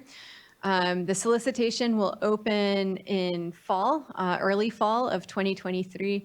And we have a deadline for submitting letters of intent that need to outline the community partnerships that will be invoked in the projects by October 2023. The proposals will be due by December of this year, and then there's a rigorous review process, and the awards will be announced in May. And we anticipate that projects will begin in July of 2024. Next slide. So this just talks a little bit about the different stages of the review process. So the letter of intent that's due at the end of October will undergo an internal pass-fail review process. And basically what we're looking for there is the project really aligned with the science action agenda? Is it appropriate? Then once the full proposals are submitted, there's an administrative review, which looks at whether the application requirements have been met. And then we send the proposals out for technical review by experts with expertise directly related to each project. And they're looking at a number of different questions, but as a whole, those questions can be summarized as, is the proposal scientifically sound? Review panels then take into account these individual reviews, and they read the proposals themselves and come up with a consensus-based assessment of how competitive the proposal is. And then the final step is selection, in which I, as the Delta lead scientist, make recommendations to the science program for funding. This is very much based on the outcome of the panel review, but also might take into account additional considerations such as the distribution of budget relative to what we have. We also want to balance the research topics and science action areas that we fund and take a look at things like the diversity of institutions and career stages of the investigators. So next slide. So in terms of who has helped to develop this solicitation, we've been going out and seeking a lot of different feedback from subject matter experts at the council, particularly social scientists that we have on our team. We've sought feedback from the Science Action Agenda project team, from the team that's producing the environmental justice white paper, our planning division, our legal division, and those who worked on the Science for Communities project. We actually just this week have been in the process of consulting tribes on the proposals and on accessibility to tribal communities. And we will also seek feedback from other Delta funding agencies who typically partner with us in administering these awards or making more funds available. And these include agencies like the U.S. Bureau of Reclamation, who's been a partner with us in the past, as well as the state water contractors. Next slide. So moving on to the next part of this report, I just wanted to report out briefly on some workshops and seminars that we've had recently. Last time I was here, I reported on our inaugural Decision Making Under Deep Uncertainty seminar in a series that is convened by the Independent Science Board, and they've been collaborating with the Delta Science Program on putting together this seminar series.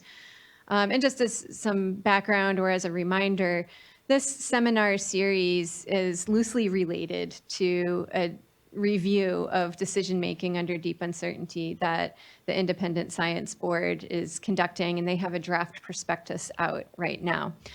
The most recent seminar in this series took place last week during the ISB meeting, and it featured Dr. Andrew Schwartz from, I actually don't think he's Dr. Andrew Schwartz from the Department of Water Resources, where he serves as the State Water Project Climate Action Advisor. And it also featured Robert Lempert, who is really seen as one of the grandfathers of decision-making under deep uncertainty. And collectively, they talked about the type of tools that exist for making decisions under deep uncertainty, how we might weight equity considerations, for example, as one of the uncertainties that need to be considered. And then Andrew specifically talked about how some of these tools are being applied in California, particularly with respect to the new, I just lost the name of it, the new, what is it, the DCR, the water deliveries report that features an assessment of the current status of water deliveries and then what water deliveries are likely to be 20 years into the future, which is a major resource for the state water contractors in their planning process. So that recording is now available. It will be available on the council's YouTube page soon. Right now, it's available through CalSpan as part of the ISB meeting, and I highly recommend viewing that seminar. Another recent seminar is a seminar that we partnered with the UC Davis Coastal and Marine Sciences Institute on, that featured research focused on the implications of rising temperatures for coastal, marine, and estuarine ecosystems. That took place on May 19th. And all of the meeting recordings should be available at that link in the near future if they are not right now. Next slide. And then finally, another signature event for us at the Delta Science Program is the Adaptive Management Forum, which was held on May 4th. And the Adaptive Management Forum has a purpose of promoting coordination and learning and fostering discussions about implementing adaptive management in the Delta. And this is responsive to the Delta Reform Act, which requires specifically that the Delta Science Plan be developed in a way that uses a science-based, transparent, and formal adaptive management strategy for ongoing ecosystem restoration and water management. And in addition, this forum is responsive to the 2016 Delta Independent Science Board Adaptive Management Review, which called for regularly convened adaptive management forums to assist in coordination efforts. Next slide. So this year's forum had a thematic focus on governance for adaptive management, with governance in this case referring to the structures such as governmental and non-governmental actors, organizations, and forums, the processes such as interactions between participants, decision-making processes, and the laws, policies, and rules for managing environmental and natural resources. Adaptive governance is about building capacity within a governance system for learning and change. And so some of the topics that were discussed at this forum were how to make governance of adaptive management more equitable and inclusive. This was a pervasive theme that cut through all of the talks and panels at that forum. It also dealt with questions like, who are we adapting for and why? How can environmental justice and tribal involvement improve? How can the current governance system change to enable more effective adaptive management? And then what barriers exist and how can we address them?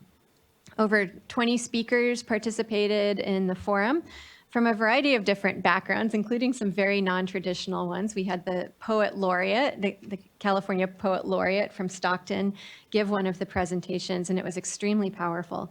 But the speakers had backgrounds from state and regional government, nonprofits, the environmental justice community, farmers, tribal representatives, and academics.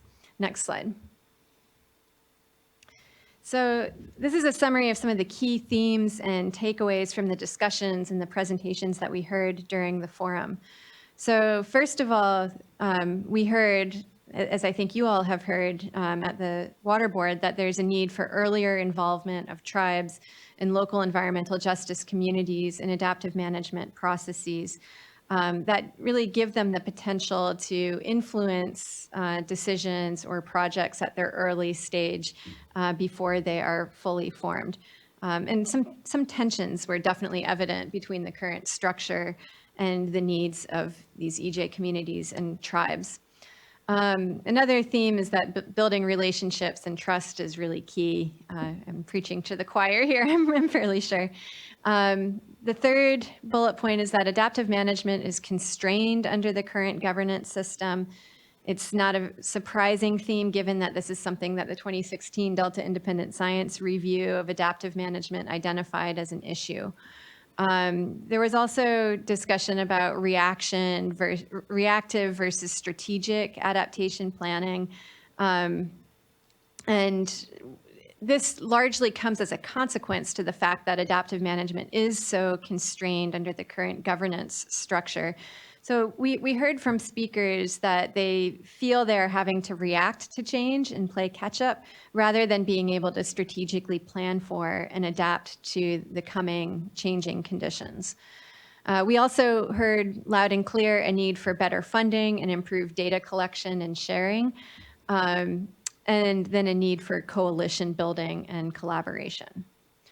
So next slide. I think that's all I have. Oh, yeah. So with respect to the Adaptive Management Forum, there is a day 2 coming up on June 27th.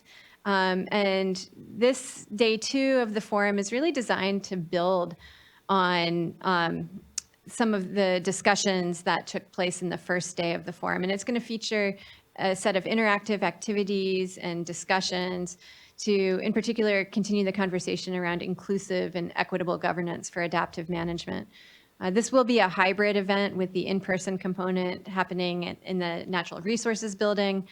I believe that, well, because it is happening next week, the registration has been released already and can be accessed through the Delta Stewardship Council's webpage. And part of this meeting will involve scoping the potential for a final project or a final product to come out of the 2 days of the meeting, such as a white paper with concrete recommendations for the next steps. So next slide. Then I promised I would just give a quick highlight to the April 2023 edition of the Delta Breeze. This is a newsletter that the Delta Science Program started releasing just 2 years ago as a way to communicate with people who've received science funding as well as science funding managers about some of the outcomes of our collective science funding processes within the Delta. And this edition of Delta Breeze is really exciting because it focuses on the social science components of the research that we fund. It really focuses on social science integration. So you could see a little table of contents on the right-hand side of that slide. I encourage you all to check it out. Next, and I'm just going to conclude this report with a brief spotlight on a study that was released this year by Noble Hendricks and others that's quite relevant to a lot of discussions happening in the Collaborative Science and Adaptive Management Policy Group, as well as the Collaborative Science and Adaptive Management Technical Working Group. So this study was also partially funded by the Delta Stewardship Council. And before I get into the details, I want to give a quick shout out to Pooja Balaji, who is our Sea Grant State Policy Fellow, and she works with me each month to create visual abstracts of the research that I highlight for the Delta Stewardship Council. So as you all know, native fish species in the Delta, including the Delta smelt, are challenged by many stressors that include the loss of habitat, loss of flows, competition and predation by a large number of non-native species, diminished food supply, loss of turbidity, other water quality impacts, including changing salinity, and sometimes direct entrainment in Delta pumps. So often the science community has grappled with these changes by trying to understand how varying amounts of any one of these stressors impacts one or more life stages of native fish species. And these studies do contribute valuable information, but they often leave unanswered questions about how interactions between these stressors impact fish, or about which stressors are really driving the patterns of abundance or presence-absence that we see at any given point in time. But there are a lot of challenges in studying the impacts of interacting stressors on fish. So namely, you need a lot of data that spans the full range of possible combinations of stressors. And as you multiply these stressors together, that really is a lot of permutations.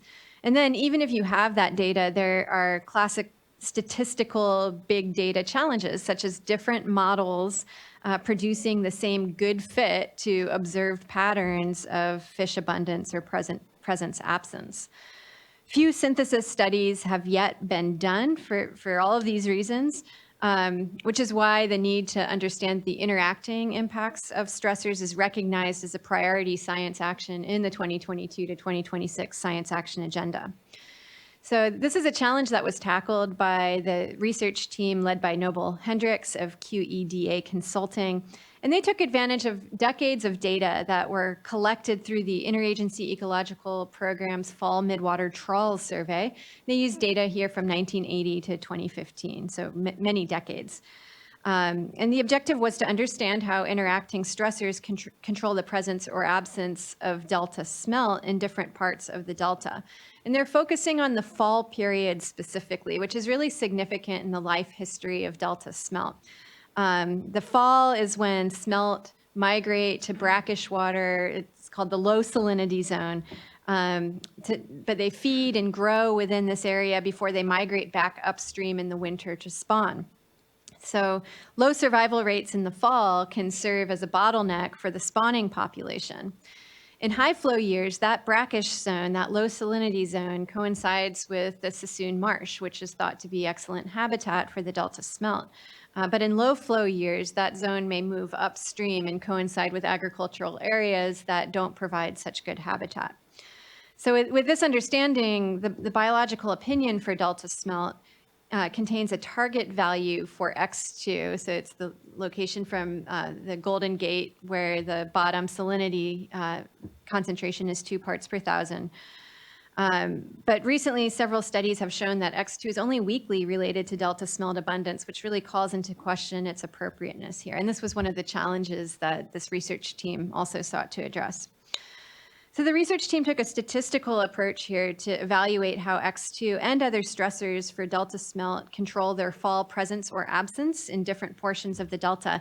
And they adopted what I think is a really innovative approach to deal with some of these classic big data challenges that I described earlier. So namely, they convened a large number of Delta smelt experts separately and had them generate hypotheses about how multiple variables that we have data for together may control whether Delta smelt are present or absent at a particular location. The research team then translated these different hypotheses that were formulated by experts into statistical models and tested them against each other by evaluating how well they predicted the presence or absence of Delta smelt on the test set of data. So what they found was really illuminating. In the 4 top performing models, X2 didn't appear in any of them. Rather, the salinity measured at the specific location where Delta smelt were sampled was one of the most important variables. So this isn't to say that salinity isn't important. It is important, but X2 really isn't representing the detailed pattern of how salinity moves through the Delta and influences Delta smelt habitat.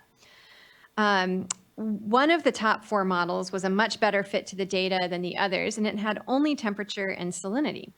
But one of the other models added slight predictive power when used in combination with that temperature and salinity model, and that model included water clarity, threadfin shad abundance, and an index representative of predation intensity. So namely, clear water diminished the likelihood of finding delta smelt in particular locations. We know that they like turbidity because it helps them evade predators. And threadfin shad also diminished the likelihood of finding delta smelt in particular locations. And it is thought to be a competitor of the delta smelt. Interestingly, smelt were more likely to be present when the predation index was high, which the research team speculated might just indicate that conditions that favor delta smelt might also favor their predators. But still, by far, the most important variables appeared to be temperature and salinity. And it's going to be interesting to see whether future biological opinions may take these new findings into account and move away from the X2 regulatory standard. In the meantime, since we are convening a team that is looking at trade-offs associated with different strategies for salinity management, this research product is one that we have our eye on in helping us to interpret how changing salinity patterns might influence delta smelt. So that is all that I have for you today. I'm happy to take any questions. Thank you so much, Dr. Larson. I appreciated that and appreciated the deep dive here into the work and the modeling here, given how important X2 is to so many of our discussions, and the thought of having something a little more sophisticated in some future time that helps better really identify the exact ways that we can grow the conditions, if you will, that smelt here best favor in a way that's a little less crude than just the next 2 line would be great. But I imagine we're still a ways from implementation necessarily, but appreciate the glimmers of the more sophisticated way we could be thinking about the work here, certainly. Vice Chair, please. I have a question on that. Could we go back to that last slide? So I don't want to rely too much on the slide because you went over quite a bit more and that there were several different models. And so could we spend a little bit more time here? I want to, this will be something that I'll take with me, but maybe I should add some additional notes here because you were talking about the different models. So, and keep in mind, just don't have a science background. So keep it, as elementary as possible here.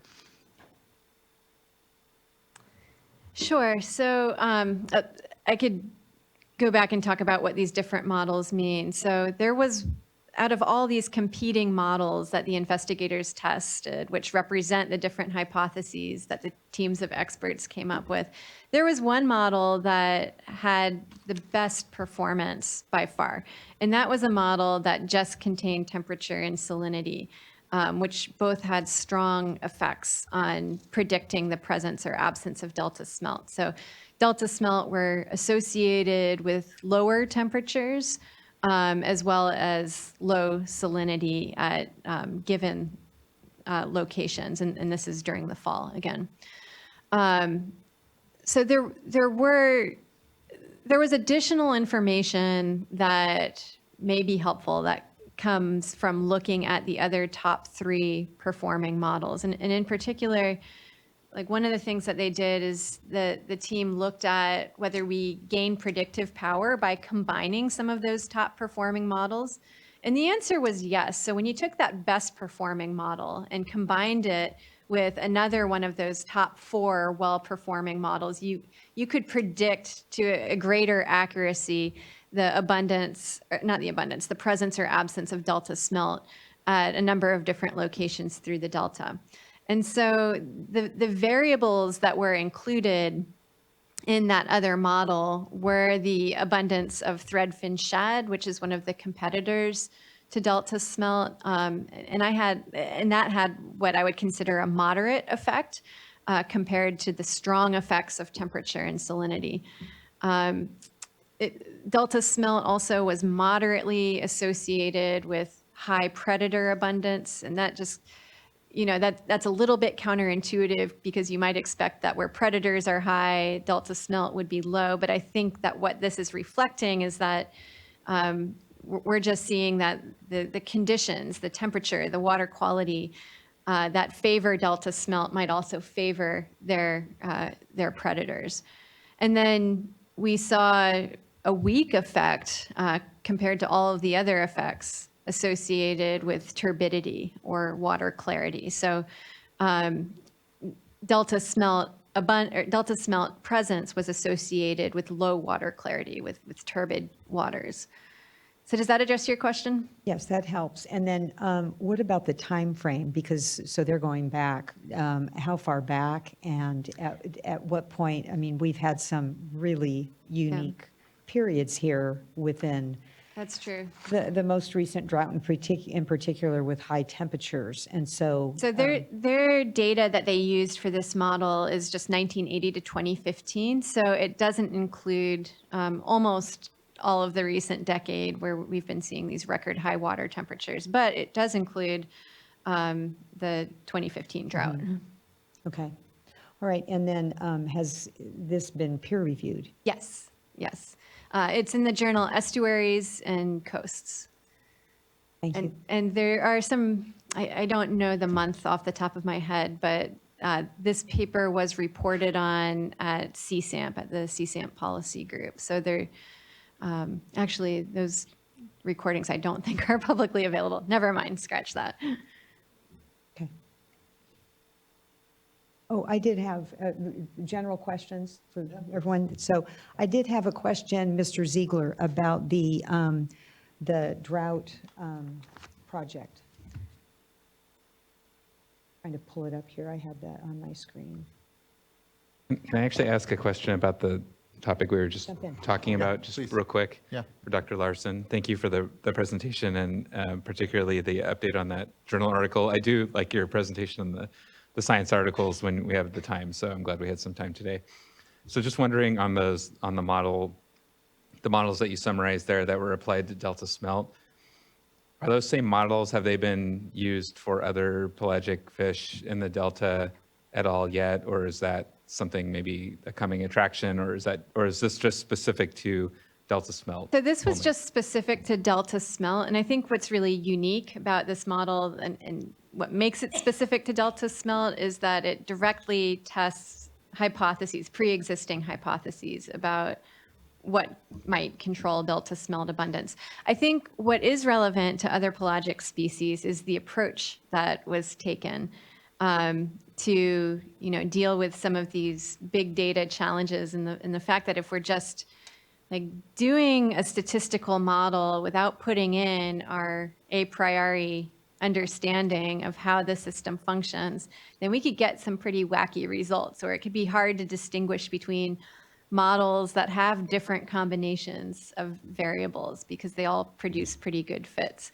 And so I think this is a really unique approach that we're seeing more and more in the application of big data studies and machine learning studies even to environmental problems. It's a really unique way to combine expert knowledge with more standard statistical analyses. So I find it inspiring in that sense. Because a big question that keeps coming up is, well, how might we incorporate things like traditional knowledge or the knowledge of people that have worked in specific watersheds for decades and understand those watersheds very well? How might we incorporate that knowledge that we don't want to lose into big data studies? Great. Thank you so much. That's really helpful. You're welcome. Any thanks? Vice Chair. Okay, so going back to Delta Water Master's presentation on the Delta Drought Response Pilot Program. So looking at the first year compared to the second year, the 33 projects compared to 61, did most of the 33 projects continue in the second year? Lisa, you want to take that? So we actually don't have that number available yet, but one interesting thing to note was in the 2022 program, we did have, I believe, 31 unique grantees within the program, and then in the 2023 program, it was 33. So we're working with a very similar number of grantees enrolled. They just have more acres that we were able to include into the program based off of doing a reverse bid auction process for when we bid out and selected the grantees versus last year just doing $900 per acre for anyone enrolled in the program. Great. Go ahead. So I think another important and encouraging point of analysis in this is that the projects are distributed across the Delta. So we're seeing eastern, western, higher elevation projects, lower elevation projects. And so we can begin to kind of do the ET analysis as well as applying other data metrics to kind of better understand how water conservation practices actually produce water or not in the Delta. And so, and the variability by geography and elevation, I think will be really interesting. That was going to be my next question. Yeah, because I understood early on that maybe more of a focus on the upland areas, but that's good that you're spreading it out. And so the other question, you know, looking at the program budget, so $10.8 million, and I guess there'll be a report coming out. So just trying to get a better sense of, you know, what's worth, how much putting into it would be worth it for this type of effort. And I think that this effort should be encouraged to continue because there always seems to be a concern, especially in dry years, about what's going on with Delta water use. So I, for one, would encourage it regardless, but, you know, it's a budget. And so in times of plenty, which is, you know, I think the time frame in which the allocation occurred, but now we're in a different sort of budget cycle. And so looking for ways to evaluate in terms of water savings, but also, you know, the number of acres and the amount of water savings and whether or not it was worth it. So looking forward to some sort of an evaluation along those lines. Yeah, I think we will actually, as Lisa noted, learn quite a bit in moving from an extreme drought year to an extreme wet year and how that affects the localized hydrodynamics in the Delta and, you know, what the extreme change in sort of groundwater, surface water interaction is from last year to this year will certainly be interesting and I think provide some other avenues and hypotheses for further exploration and thinking about how we actually translate water savings to more water in the Delta. Okay, thank you. Thank you, Vice Chair. I agree. It's really great work. And to your point, limited dollars ultimately. So what's helpful is that the project itself is reinforcing around ensuring that we're pursuing practices and having an accounting system here that's letting us best understand. And for me, what's going on in the basin, and I think for me, what's important as well is that it's really an approach and a process that other watersheds, you know, I think of up in the Klamath or other places where similarly we need buy-in around certain activities. And if folks can really see that there are activities that you do see a lot more of a connection, a lot more of a response, if you will, when it comes to what's able to be kept in the basin, it lets all of us more wisely use what are very limited dollars for really important work. So just thank you, Bus up on your points. Other board members, questions, comments, discussion? Okay, hearing none. And we don't have any further commenters, so just thank you. Really appreciate the update, the discussion, and look forward to what I know is a lot of work coming up in this next year. What comes to mind certainly is our critical projects like the water quality control plan update, but also just being in a different type of water year where we're doing just as much learning. It's just as relevant to all the drought work that's been done as well. And so just really excited by and fortunate by the continuum of work and the real momentum that I feel. And just thank you for hitting the ground running, Mr. Ziegler, and for the incredible work in the Office of the Delta Water Master to continue running through what has been a lot of work, I know, these last years that has brought us to this. So many, many, many thanks. All right, thank you. Chair. That concludes this item. These two items, we'll just say items 10 and 11, and brings us to the end of our agenda. We did board member reports yesterday, so we have nothing further to conclude on other than the fact that we do not have a board meeting on the 5th and 6th. Those are dates that we had been protecting for a while. The day after 4th of July is, and given how much everyone's been working, we tried our best to keep that clear. So we will not be convening on those dates, but we will be back here July 18th and 19th. And so until then, everyone be well. Thank you for the great meeting and look forward to the next great one in a few weeks. Take care. Thank you. This meeting is now adjourned.